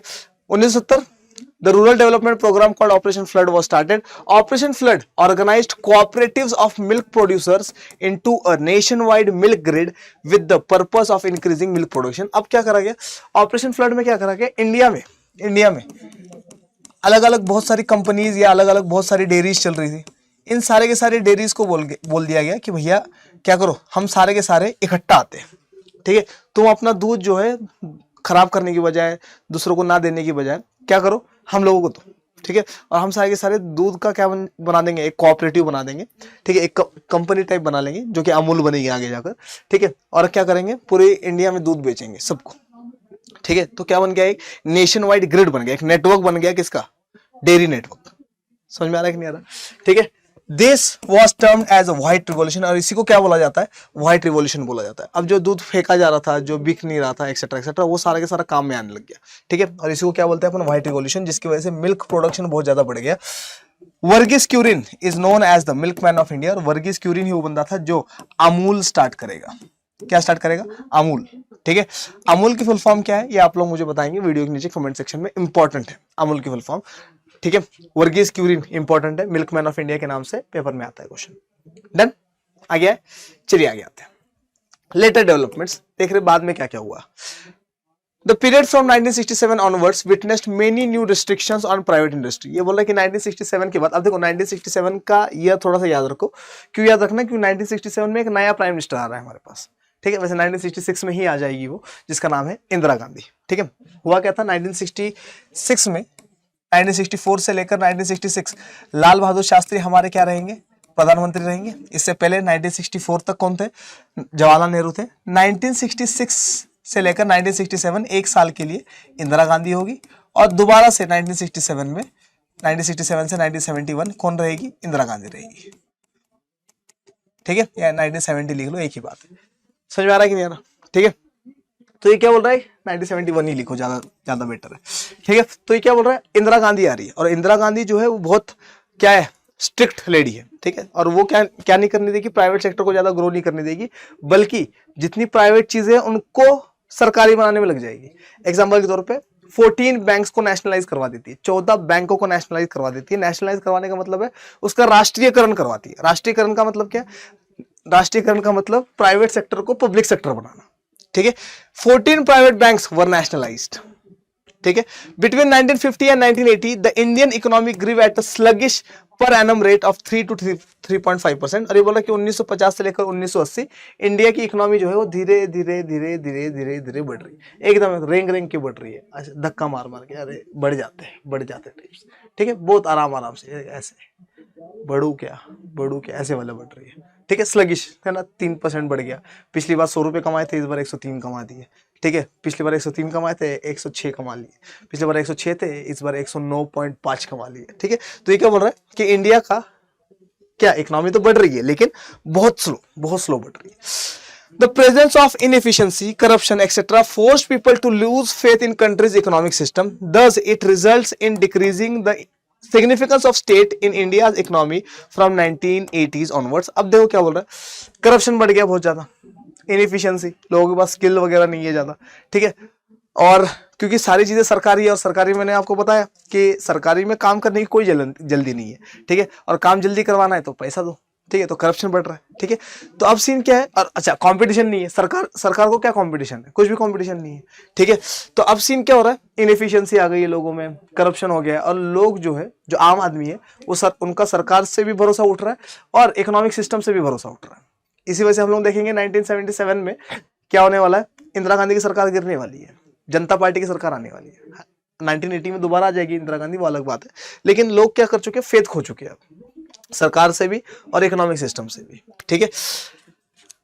आगे आते हैं, देखिए क्या बता रहा है, फैक्ट्स दैट मैटर। अब देखते हैं इंपॉर्टेंट चीज जो इस चैप्टर में बहुत ज्यादा इंपॉर्टेंट है, जो आपको छोड़नी नहीं है। क्या क्या है, due to rising global demand for iron, the reserved iron resource of Odisha has been an important investment destination to be signed a memorandum of understanding MOU to bring in capital investment and employment opportunities। तो हम सबको पता है कि ओडिशा वाला जो इलाका है हमारा, ओडिशा पहले बोला जाता था, अब ओडिशा बोला जाता था इसको। तो ओडिशा वाला जो इलाका है हमारा, इसमें क्या सीन था, यहाँ पर आयरन रिजर्व बहुत ज्यादा है ना, और आयरन रिजर्व होने की वजह से और ग्लोबली यानी कि पूरे की पूरी दुनिया में आयरन की डिमांड होने की वजह से, आयरन की डिमांड होने की वजह से दुनिया भर से क्या होने लग गया, ओडिशा में इन्वेस्टमेंट आने लग गया कि भैया यहाँ पर आयरन प्लांट, स्टील प्लांट्स हम लोग बना देते हैं, ठीक है, हम लोग इन्वेस्ट करते हैं इंडिया में। तो इससे भी इंडिया की क्या हो जाएगी, इकोनॉमी बढ़ती चली जाएगी।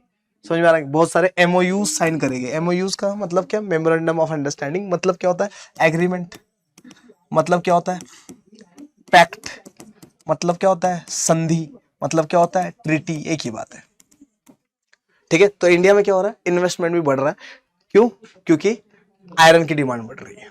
इंपॉर्टेंट याद रखना, कहां पर इन्वेस्टमेंट हो रहा है, ओडिशा में, पेपर में आता है, ठीक है। आगे आते हैं। Some conflicts arose in Orissa, like tribal population feared to be displaced from home and environmentalists became worried about environmental pollution। अब ध्यान सुनो, ओडिशा का इलाका हम सबको पता है कैसा है, फॉरेस्ट वाला इलाका है, ट्राइबल पीपल बहुत ज्यादा रहता है यहाँ पर ओडिशा में, ठीक है। तो ओडिशा में अब क्या हो रहा है, इन्वेस्टमेंट भी आ रहा है। इन्वेस्टमेंट का मतलब डेवलपमेंट, डेवलपमेंट का मतलब क्या बताया था मैंने आप लोगों को, डेवलपमेंट का मतलब इंडस्ट्रीज बनाना, और इंडस्ट्रीज बनाने का मतलब क्या, इंडस्ट्रीज बनाने का मतलब फॉरेस्ट काटना, यानी कि डिफॉरेस्टेशन, और डिफॉरेस्टेशन है ना। और डिफॉरेस्टेशन का मतलब क्या है, डिफॉरेस्टेशन का मतलब ये ट्राइबल लोग कहाँ रहते हैं, ये लोग फॉरेस्ट में ही तो रहते हैं, और जब जंगल काटे जाएंगे ये लोग कहाँ जाएंगे। तो ये ट्राइबल लोग जो थे, ये लोग बहुत गुस्से में थे, ये लोग गुस्से में इस वजह से थे, ये लोग बोल रहे कि भैया हम लोग कहाँ जाएंगे, हमारा डिस्प्लेसमेंट कहाँ होगा, हमारा माइग्रेशन कहाँ होगा, हम कहाँ रहेंगे, हम तो जंगल में रहने वाले लोग हैं, ठीक है, हमें नहीं चाहिए इंडस्ट्रीज। समझ में आ रहा है कि नहीं आ रहा? तो ये जो ट्राइबल पॉपुलेशन थी, it feared to be displaced from home, ठीक है। ये लोग क्या डर था इन लोगों को, ये डर था कि भैया हमें तो हमारे घर से हटाया जा रहा है, ठीक है। दूसरा क्या, एनवायरमेंटलिस्ट जो थे, है ना, जो नेचर वगैरह की काम करते हैं नेचर के लिए, ठीक है, एनवायरमेंट का बहुत ज्यादा ध्यान रखते हैं जो लोग, ठीक है, वो लोग क्या डर रहे हैं, वो लोग डर रहे हैं कि भैया ये वाले जो ओडिशा वाला इलाका है बहुत अच्छा इलाका है, वो इस यहाँ पर पॉल्यूशन वगैरह नहीं है बिल्कुल भी, लेकिन एक बार इंडस्ट्रीज आ गई तो यहाँ पर पॉल्यूशन बढ़ेगा, ठीक है, यहाँ की जगह खराब हो जाएगी, इकोलॉजी को क्या हो जाएगा, नुकसान हो जाएगा, नेचर को नुकसान होगा, तो ये लोग ये डर रहे हैं। तीसरा क्या बोल रहा है, development refers to the process of living standard and attaining an economic level of industrial production. और ये क्या बोल रहा है, डेवलपमेंट का क्या मतलब है, डेवलपमेंट का मतलब है क्या, इंडस्ट्रीज की वजह से डेवलपमेंट आना, एक्सेट्रा एक्सेट्रा, तो इंडस्ट्रीज बनाना ये तो डेवलपमेंट है, लेकिन डेवलपमेंट का सिर्फ ये मतलब नहीं है कि देश का पैसा बढ़े, डेवलपमेंट का ये मतलब भी है कि लोगों का स्टैंडर्ड ऑफ लिविंग बढ़ता जाए, है ना।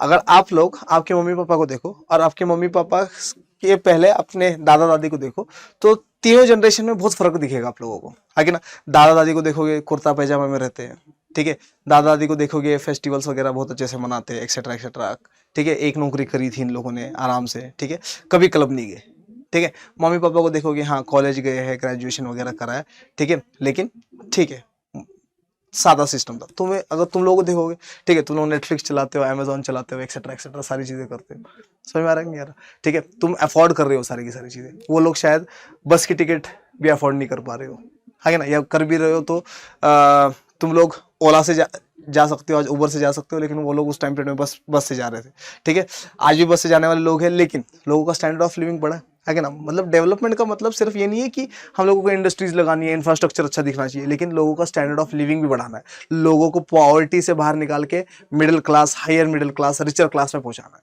समझ में आ रहा है कि नहीं आ रहा? तो ये बता रहा है कि development refers to the process of living standard and attaining an economic level of industrial production।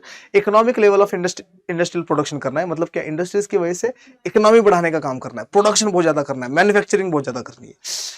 Immediately after independence, the Indian government took up the task of poverty attenuation, social and economic redistribution and development of agriculture। ये बोल रहा है कि independence के just बाद हमारी government ने क्या करना स्टार्ट कर दिया, पॉवर्टी एलिविएशन या एटेन्युएशन करना स्टार्ट कर दिया, यानी कि लोगों को पॉवर्टी से, गरीबी से कैसे बाहर निकाला जा सके, इसके बारे में सोचना स्टार्ट, इसके बारे में प्लान बनाना स्टार्ट कर दिया, ठीक है। सोशल एंड इकोनॉमिक रीडिस्ट्रीब्यूशन, है ना, सारे के सारे लोग सोसाइटी में बराबर रहे, इकोनॉमिकली सब लोग बराबर रहे, ठीक है। और जो लोग बहुत ज़्यादा पिछड़े हुए, सोसाइटी में भी पिछड़े हुए, इकोनॉमी से भी पिछड़े हुए, तो इनको रिजर्वेशन देने का भी काम करा हमारे गवर्नमेंट ने, ठीक है। तो रिजर्वेशन सही है नहीं है वो हम लोग आगे जाके बात करेंगे, है ना, जब हम लोग 1980s के आसपास बात करेंगे, ठीक है। जब जनता दल की गवर्नमेंट आएगी, जनता पार्टी की गवर्नमेंट आएगी, तब बात करेंगे हम लोग। लेकिन अभी के लिए क्या बोल रहा है कि सोशल एंड इकोनॉमिक रिडिस्ट्रीब्यूशन की बात करी जाएगी, डेवलपमेंट ऑफ एग्रीकल्चर की बात करी जाएगी, ठीक है। डन है, आगे आते हैं। The planning commission of India was set up in 1950। तो मैंने आप लोग बताया था कि मार्च 1950 में प्लानिंग कमीशन ऑफ इंडिया बनता है, ठीक है। As an extra constitutional body along with prime minister as its chairman, ministers in charge and some other members to be advisory in nature. Important चीज सुनो, प्लानिंग कमीशन कब बनी है? मार्च 1950 में बनी है। प्लानिंग कमीशन का चेयरमैन कौन है? प्राइम मिनिस्टर है। दूसरे मिनिस्टर्स जो है उनको कुछ ना कुछ पोस्ट दे दी गई है प्लानिंग कमीशन में, और कुछ एडवाइजरीज भी है जो एडवाइस वगैरह देते रहेंगे। लेकिन ये एक एक्स्ट्रा कॉन्स्टिट्यूशनल बॉडी है। क्या मतलब है इसका? ये एमसीक्यूज में आता है। एक्स्ट्रा कॉन्स्टिट्यूशनल बॉडी क्या मतलब है? एक्स्ट्रा कॉन्स्टिट्यूशनल का मतलब कि इसको ना कॉन्स्टिट्यूशन में नहीं लिखा गया है, संविधान में, कॉन्स्टिट्यूशन में प्लानिंग कमीशन के बारे में कुछ नहीं लिखा गया है। प्लानिंग कमीशन के बारे में कुछ लिखा नहीं गया। इसका मतलब ये कॉन्स्टिट्यूशनल बॉडी तो नहीं है। जैसे प्रेसिडेंट का ऑफिस कॉन्स्टिट्यूशन में लिखा हुआ है, it is a constitutional body. क्या कहते हैं, गवर्नर का ऑफिस कॉन्स्टिट्यूशन में लिखा गया है, it is a constitutional body, है ना। कैग का ऑफिस, अटॉर्नी जनरल का ऑफिस, सॉलिसिटर जनरल का ऑफिस, ये सारी की सारी चीजें किस में लिखी गई है? कॉन्स्टिट्यूशन में लिखी गई है। चीफ जस्टिस ऑफ इंडिया के बारे में, सुप्रीम कोर्ट के बारे में, ये सारे के सारे कॉन्स्टिट्यूशनल ऑफिस है। लेकिन प्लानिंग कमीशन के बारे में कॉन्स्टिट्यूशन में लिखा नहीं गया है। इसी वजह से इसको क्या बोला जा रहा है कि ये कॉन्स्टिट्यूशन के से एक्स्ट्रा बनाया हुआ है। ये इसी वजह से इसको क्या बोल रहे हैं? It is an extra constitutional body, ठीक है। और बाकी सारी चीजें हम लोगों ने समझ ली। आगे क्या बता रहा है? It helps to reduce the wastage of time and increase the per capita income. और ये क्या बोल रहा है? प्लानिंग कमीशन क्या काम करता है?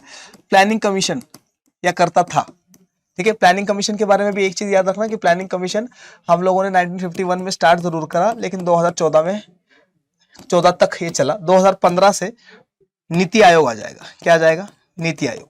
नीति आयोग क्या काम करता है? सेम काम करता है, कोई डिफरेंस नहीं है, थोड़ा बहुत कुछ डिफरेंस है, उसके बारे में देखेंगे अपन बाद में, ठीक है। क्या फुल फॉर्म है इसकी? National institution for transforming India, ये क्या है? नीति आयोग, ठीक है। ये क्या था? प्लानिंग का हिंदी कर दिया नीति, ठीक है। कमीशन का हिंदी कर दिया आयोग, ठीक है। तो 2015 के बाद से क्या बना हमारे पास? नीति आयोग आया। क्लियर है? ये भी क्या करता है? प्लानिंग ही बनाता है। समझ में आ रहा है कि नहीं आ रहा? तो ये क्या कर रहा है? ये वेस्टेज ऑफ टाइम बचाता है, अगले 5 साल की पहले ही प्लानिंग कर देता है, और इंडिया की पर कैपिटा इनकम बढ़ाने की कोशिश करता है, ठीक है। पर कैपिटा इनकम क्या होती है? एग्जाम्पल के तौर पर हम लोग क्लास में 10 बच्चे या 100 बच्चे, हमारे क्लास में कितने बच्चे? 100 बच्चे, ठीक है, इंक्लूडिंग भी, ठीक है। और हम लोगों ने साल का 1000 रुपया कमाया। कितना रुपया कमाया? 1000 रुपये। तो हर बच्चे के पास कितना पैसा आया? तो हर बच्चे के पास आया कितना? 10 रुपए, ठीक है। तो 10 rupees is the per capita income, ठीक है। ऐसे देश का जो पूरा के पूरा पैसा है उसको देश की पॉपुलेशन से बांट दिया जाता है, और हर बंदे के हिस्से में कितना रुपया बनता है उसी को अपन कहते हैं पर कैपिटा इनकम। तो प्लानिंग कमीशन काम करती है पर कैपिटा इनकम बढ़ाने के लिए। डन? आ गया है? चलिए देखिए बता रहा है। Before independence, the need for planning was felt to set up National Planning Committee in the 1930s to collect data and setting aims as well as opted for 5-year plans and annual budget। अब देखो ध्यान से क्या बोल रहा है। Independence से पहले ही हम लोगों ने क्या करा था? प्लानिंग कमीशन वगैरह की बात करना स्टार्ट करी थी, यानी कि एक प्लान इकोनॉमी बनाने की बात करी थी। 1944 वाला हम लोगों ने वो तो देखा ही था, बॉम्बे प्लान, है कि ना। लेकिन इससे पहले भी कुछ हुआ था। क्या हुआ था इससे पहले? इससे पहले 1938 में 2 चीजें हुई थी। 1938 में प्लानिंग कमिटी बनी थी,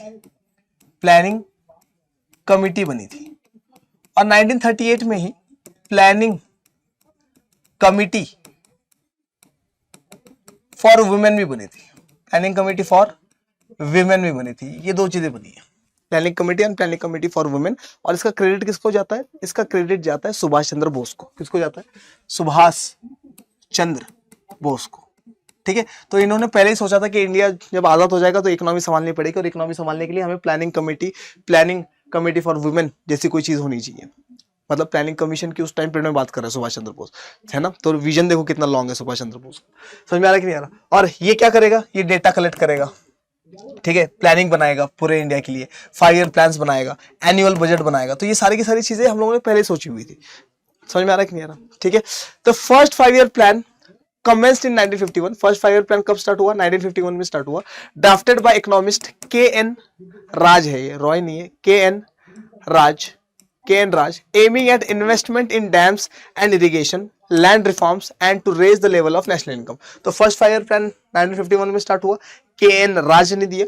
और किसके बारे में बात करा इसने, इन्वेस्टमेंट के बारे में बात करा कि भैया बाहर से लोग बोलेंगे कि इंडिया में आके इन्वेस्ट करो।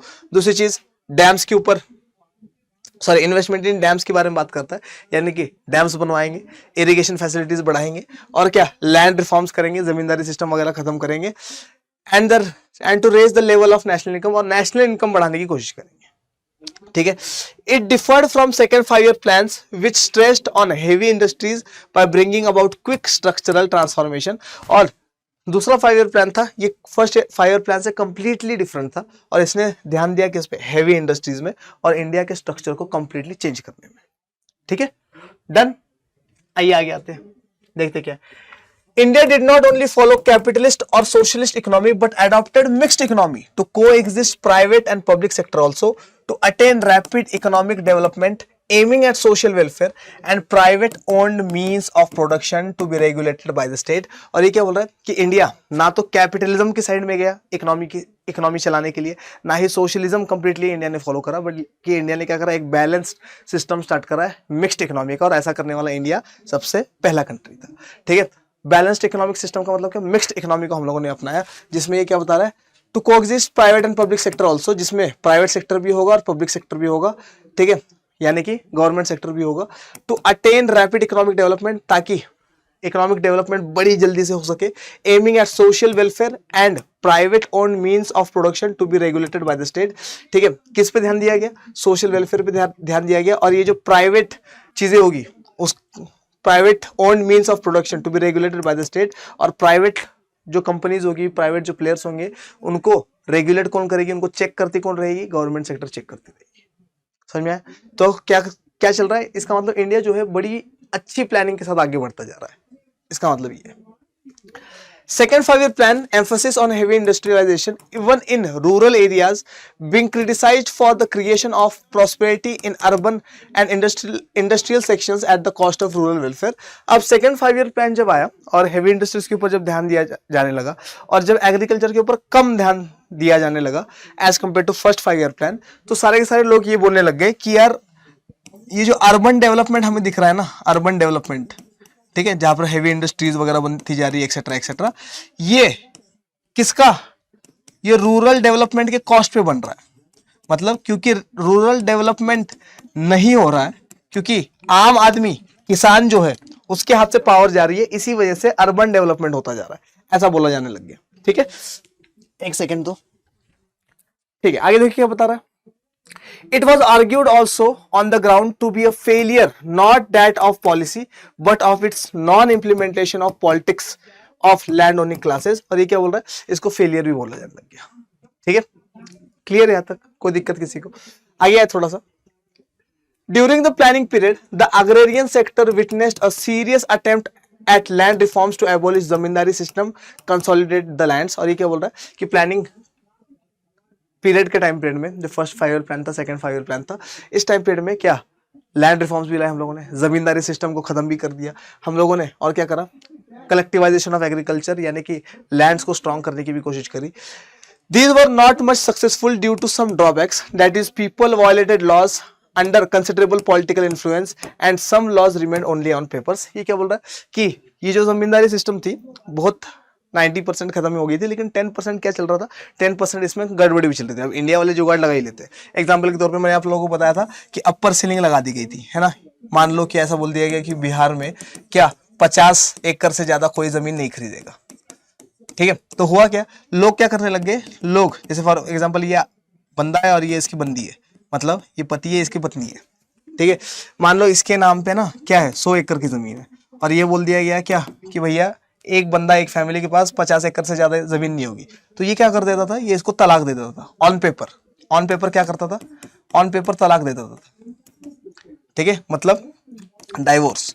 जैसे डाइवोर्स हो गया तो कोर्ट में तो क्या दिख रहा है, लीगली क्या दिख रहा है कि ये दोनों तो अलग अलग हो गए, और ये लोग कहते हैं कि भैया हम तो मानते ही नहीं तलाक, है ना, हमारा रिलीजन तो कुछ और ही कह रहा। ठीक है, तो क्या हो गया, वैसे पेपर पे तो दिख रहा है कि भैया अच्छा, और क्योंकि तलाक हो गया इसके नाम पे 50 एकड़ जमीन कर दी, ठीक है, तो 50 एकड़ इसके नाम पे, 50 एकड़ इसके नाम पे, ठीक है, और दोनों क्या कर रहे हैं, दोनों एक ही घर में रह रहे, और कानून तौर पे क्या दिखा रखा है कि भाई ये लोग क्या है, ये लोग पति पत्नी नहीं है। समझ में आ रहा है, तो लॉज का वायलेशन होने लग गया। पॉलिटिकल इन्फ्लुएंस की वजह से पेपर पे कभी लिखा ही नहीं गया कि इनके पास इतनी जमीन है। समझ में आ रहा है कि नहीं आ रहा, ठीक है, तो ये सारी की सारी चीजें जुगाड़ चलती रही, जिसकी वजह से ये कंप्लीटली सक्सेसफुल उस टाइम पीरियड में नहीं हो पाया था।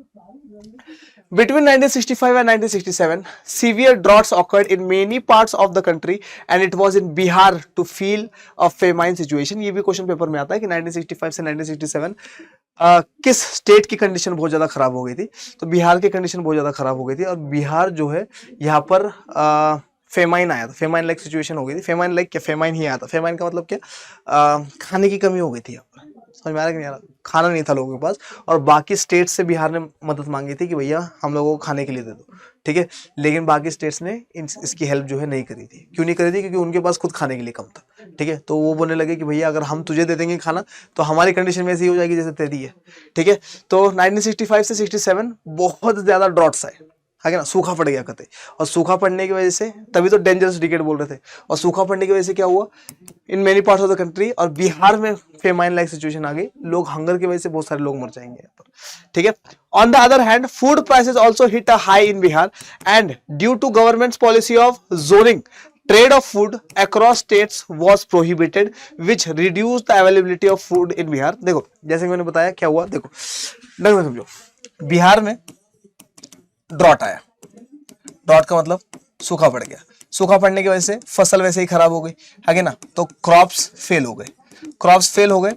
इससे पहले ही गवर्नमेंट क्या कर लेकर आई थी, गवर्नमेंट लेकर आई थी जोनिंग की पॉलिसी। किसकी, जोनिंग की। जोनिंग का मतलब क्या है, कोई भी स्टेट दूसरे स्टेट को क्या नहीं करेगा, क्रॉप्स वगैरह नहीं देगा। क्यों नहीं देगा, क्योंकि उसी पूरे के पूरे इंडिया में क्रॉप्स कम है, ठीक है, लेकिन अब सीन क्या है, बिहार को बहुत ज्यादा क्रॉप्स की जरूरत है, और बिहार को क्रॉप्स की जरूरत है, और बिहार क्या करता है, बाकी स्टेट से हेल्प मांगता है, लेकिन बाकी स्टेट्स जो है खुद भी नहीं देते, खुद भी नहीं देते।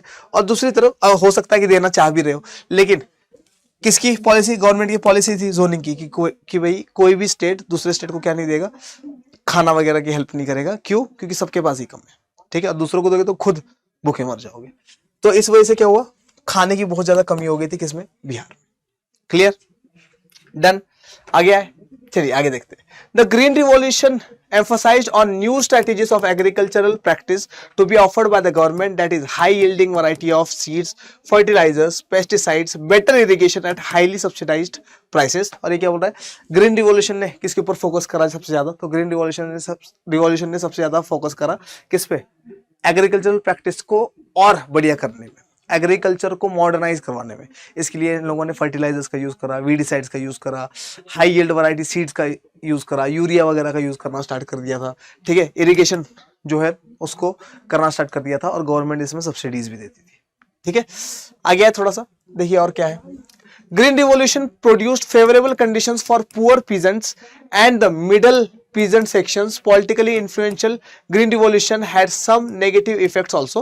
ये क्या बोल रहा है कि ग्रीन रिवॉल्यूशन ने सबसे ज्यादा किसकी हेल्प करी, रिच पीजेंट्स की या फिर मिडिल क्लास पीजेंट्स की हेल्प करी, पुअर पीजेंट्स की ज्यादा हेल्प वो नहीं कर पाया, ठीक है। लेकिन इसका क्या था, इसका नेगेटिव इफेक्ट्स भी थे, that is it created a gap between landlords and poor and it delivered only a moderate agricultural growth। ठीक है, ये बोला कि एग्रीकल्चरल ग्रोथ तो दी इसने, ऐसा नहीं कि नहीं दी, मॉडरेट ही सही, लेकिन एग्रीकल्चरल ग्रोथ दी, लेकिन रिच फार्मर्स में और पुअर फार्मर्स में क्या बढ़ गया, गैप बहुत ज्यादा बढ़ गया। डन, चलिए और कुछ बचा के देखते हैं। The White Revolution in Gujarat was started by Varghese Kurin, known as the Milkman of India। White Revolution Gujarat में स्टार्ट हुआ था। गुजरात के किस इलाके में, आनंद में स्टार्ट हुआ था। कहां पर, गुजरात के आनंद में, ठीक है। आप लोगों को मैंने अमूल की फुल फॉर्म पूछी है, लिखना जरूर कमेंट सेक्शन में, ठीक है, milk man of India. He launch Gujarat cooperative milk and marketing federation limited which further launched Amul. ठीक है, तो वर्गीस क्यूरिन ने क्या स्टार्ट करा था? वर्गीस क्यूरिन ने स्टार्ट करा था Gujarat cooperative milk and marketing federation. ठीक है, और इस फर्म ने या Gujarat cooperation milk and marketing federation limited ने क्या करा? फिर अमूल को लॉन्च किया। ठीक है, The Amul pattern became a uniquely appropriate model for rural development and poverty alleviation, which came to be known as White Revolution। और ये बोल रहा है कि ये अमूल इंडस्ट्रीज जो स्टार्ट हुई, ठीक है, जिसमें पूरे के पूरे इंडिया के डेयरी फार्म्स का क्या बन गया था? एक नेटवर्क बन गया था। ठीक है, इसने क्या करा? इसने डेवलपमेंट में बहुत ज़्यादा हेल्प किया इंडिया का, प्लस पॉवर्टी एलिवेशन में हेल्प करा, लोगों को पॉवर्टी से निकालने में हेल्प करा, और इसके साथ साथ क्या मतलब एम्प्लॉयमेंट वगैरह जनरेट करा, और इसी को क्या बोला जाता है? इसी को व्हाइट रिवॉल्यूशन बोला जाता है। ठीक है, और कुछ है अपने पास? अच्छा, the Kerala model. Kerala model भी अच्छा है, पेपर में आता भी है। The Kerala model was based on decentralised planning to focus on education, health, land reforms, effective food distribution and poverty alleviations, taken initiative to involve people in making plans at panchayat, block and district level. अब देखो Kerala model क्या था?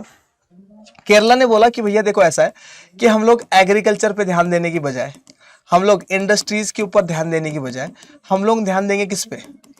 हम लोग इस पे ध्यान देने की बजाय हम लोग ध्यान देंगे ह्यूमन रिसोर्स पे। किस पे ध्यान देंगे? ह्यूमन रिसोर्स पे, मतलब इंसानों पे। ठीक है ना? हम लोग इंसानों को एजुकेशन देंगे, हम लोग इंसानों को हेल्थ केयर देंगे, हम लोग इंसानों को क्या देंगे?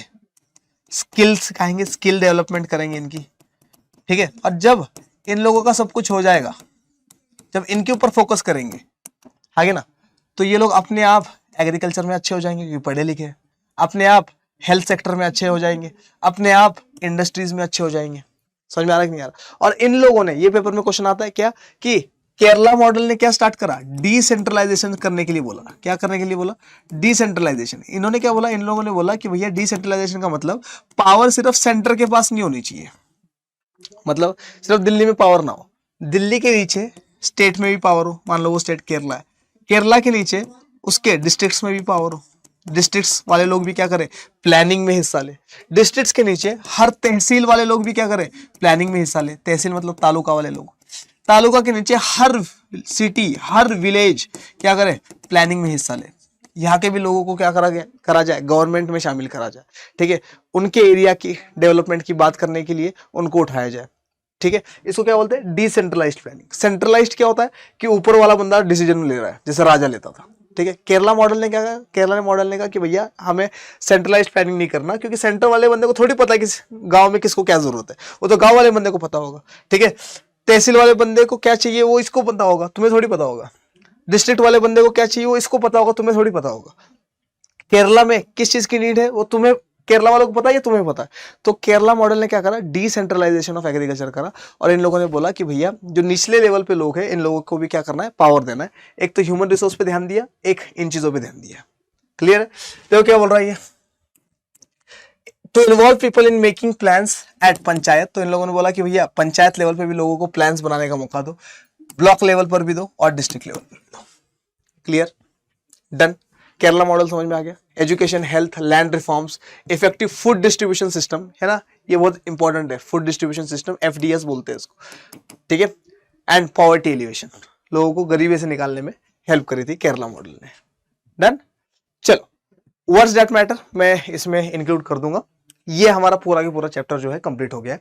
लेकिन जाने से पहले इंपॉर्टेंट चीज सुनिए, अगर आप लोगों को बोर्ड्स की तैयारी करनी है मेरे साथ, और आप लोगों को बोर्ड्स ही नहीं, बोर्ड्स के साथ साथ CUET की भी तैयारी करनी है मेरे साथ, ठीक है, तो आप लोगों के पास बहुत ही ज्यादा सुनहरा मौका है।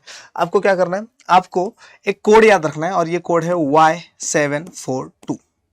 ये वाला कोड याद रखना है। ठीक है, Y742 अड्डा 24/7 का उल्टा है 742। ठीक है, बस Y याद रखना है। अगर ये कोड आप लोग इस्तेमाल करते हो तो आप लोगों को 20% का डिस्काउंट मिलेगा। ठीक है, मेरे साथ आप लोग क्या कर सकते हो? पॉलिटिकल साइंस की बहुत तगड़ी तरीके से तैयारी कर सकते हो, बोर्ड्स की भी और CUT की भी। पिछले साल CUT में सबसे ज्यादा 100 परसेंटाइलर्स पॉलिटिकल साइंस में दिए, और पॉलिटिकल साइंस के ऑलमोस्ट मेरे जितने स्टूडेंट्स थे उन लोगों ने क्या करा है, 100% लेकर आया। तो इंडिया में सबसे बड़ा पॉलिटिकल साइंस का रिजल्ट मेरा ही था पिछले साल, यानी कि 2023 के CUET एग्जाम की बात कर रहा हूँ। नेक्स्ट ईयर भी यही प्लानिंग है। क्या आप लोग स्टूडेंट बनना चाहेंगे मेरे? और अगर बनना चाहेंगे तो आपको क्या क्या करना है, कुछ नहीं करना, आप लोगों को एक बैच में आना है, ठीक है। यूट्यूब पे तो लेक्चर्स अवेलेबल है ही, ठीक है। पेड बैचेस भी चलते हैं हम लोगों के, तो पेड बैचेस में आप लोग आ सकते हो मेरे साथ जुड़ने के लिए। आप लोग क्या करना है, आप लोगों को अड्डा 24/7 की वेबसाइट पे जाना है, ठीक है। अड्डा 24/7 की वेबसाइट पे चलते हैं अपन। यहाँ जाएंगे गूगल पे, यहाँ जाके लिखेंगे अड्डा 24/7। जैसे ही लिखेंगे वेबसाइट आ जाएगी, वेबसाइट के ऊपर क्लिक करेंगे। जैसे ही क्लिक करेंगे ऑल कोर्सेज का ऑप्शन दिखाई देंगे हम लोगों को। ऑल कोर्सेज के ऊपर क्लिक करेंगे। जैसे ही क्लिक करेंगे अंडर ग्रेड एंट्रेंस एग्जाम दिखेगा हम लोगों को, इस पर क्लिक करेंगे। जैसे ही क्लिक करेंगे CUET का ऑप्शन दिखेगा, CUET पे क्लिक करेंगे। CUET आर्ट्स का ऑप्शन दिखेगा, CUET आर्ट्स पे क्लिक करेंगे।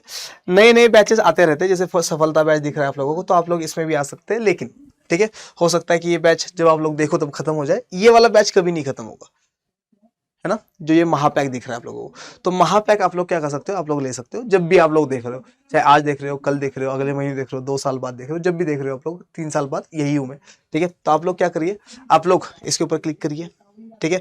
इसमें आप लोग क्या करवाया जाएगा, इस महापैक में आप लोगों को बहुत सारी चीज़ें करवाई जाएगी, पूरी की पूरी ह्यूमैनिटीज़ करवाई जाएगी, यानी कि history, geography, political science, economics, legal studies. इसके साथ साथ आप लोग करवाया जाएगा क्या, इंग्लिश, हिंदी, है ना। 7 सब्जेक्ट हो गए, और 4 सब्जेक्ट आपको करवाए जाएंगे GT के, GT यानी करंट अफेयर्स। आपको करवाया जाएगा स्टैटिक GK, क्वांट्स और रीजनिंग। ये सारी की सारी चीज़ें जो है आप लोगों को करवाई जाएगी। आपको क्या करना है, कुछ नहीं करना। कितने रुपए का बैच है ये सर? 10,999 रुपये का बैच है, यानी कि 11 सब्जेक्ट और 11,000 रुपये, ठीक है। लेकिन 11,000 रुपये हम लोगों को देने नहीं है। क्यों नहीं देने?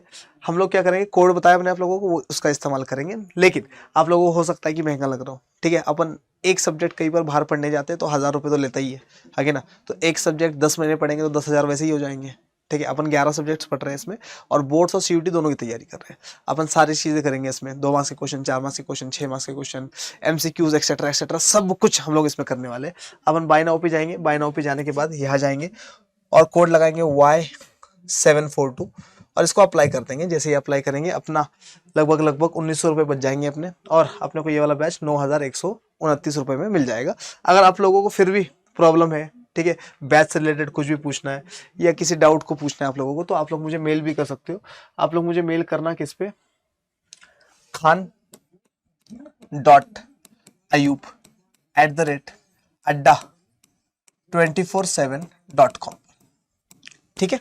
चलो, आशा करता हूँ आज वाली क्लास आप लोगों को बहुत बहुत बहुत बहुत बहुत ज़्यादा पसंद आई होगी। पसंद आई है तो इसको लाइक करिए, शेयर करिए, अपने दोस्तों को दिखाइए, मुझे दिखाइए बहुत बहुत बहुत सारा प्यार। और ऐसे इंपॉर्टेंट लेक्चर्स लेकर मैं मोइन पठान आप लोगों के सामने रोज़ बरोज़ आता रहूँगा। तब तक के लिए मोइन पठान आप सबसे कहता है जय हिंद।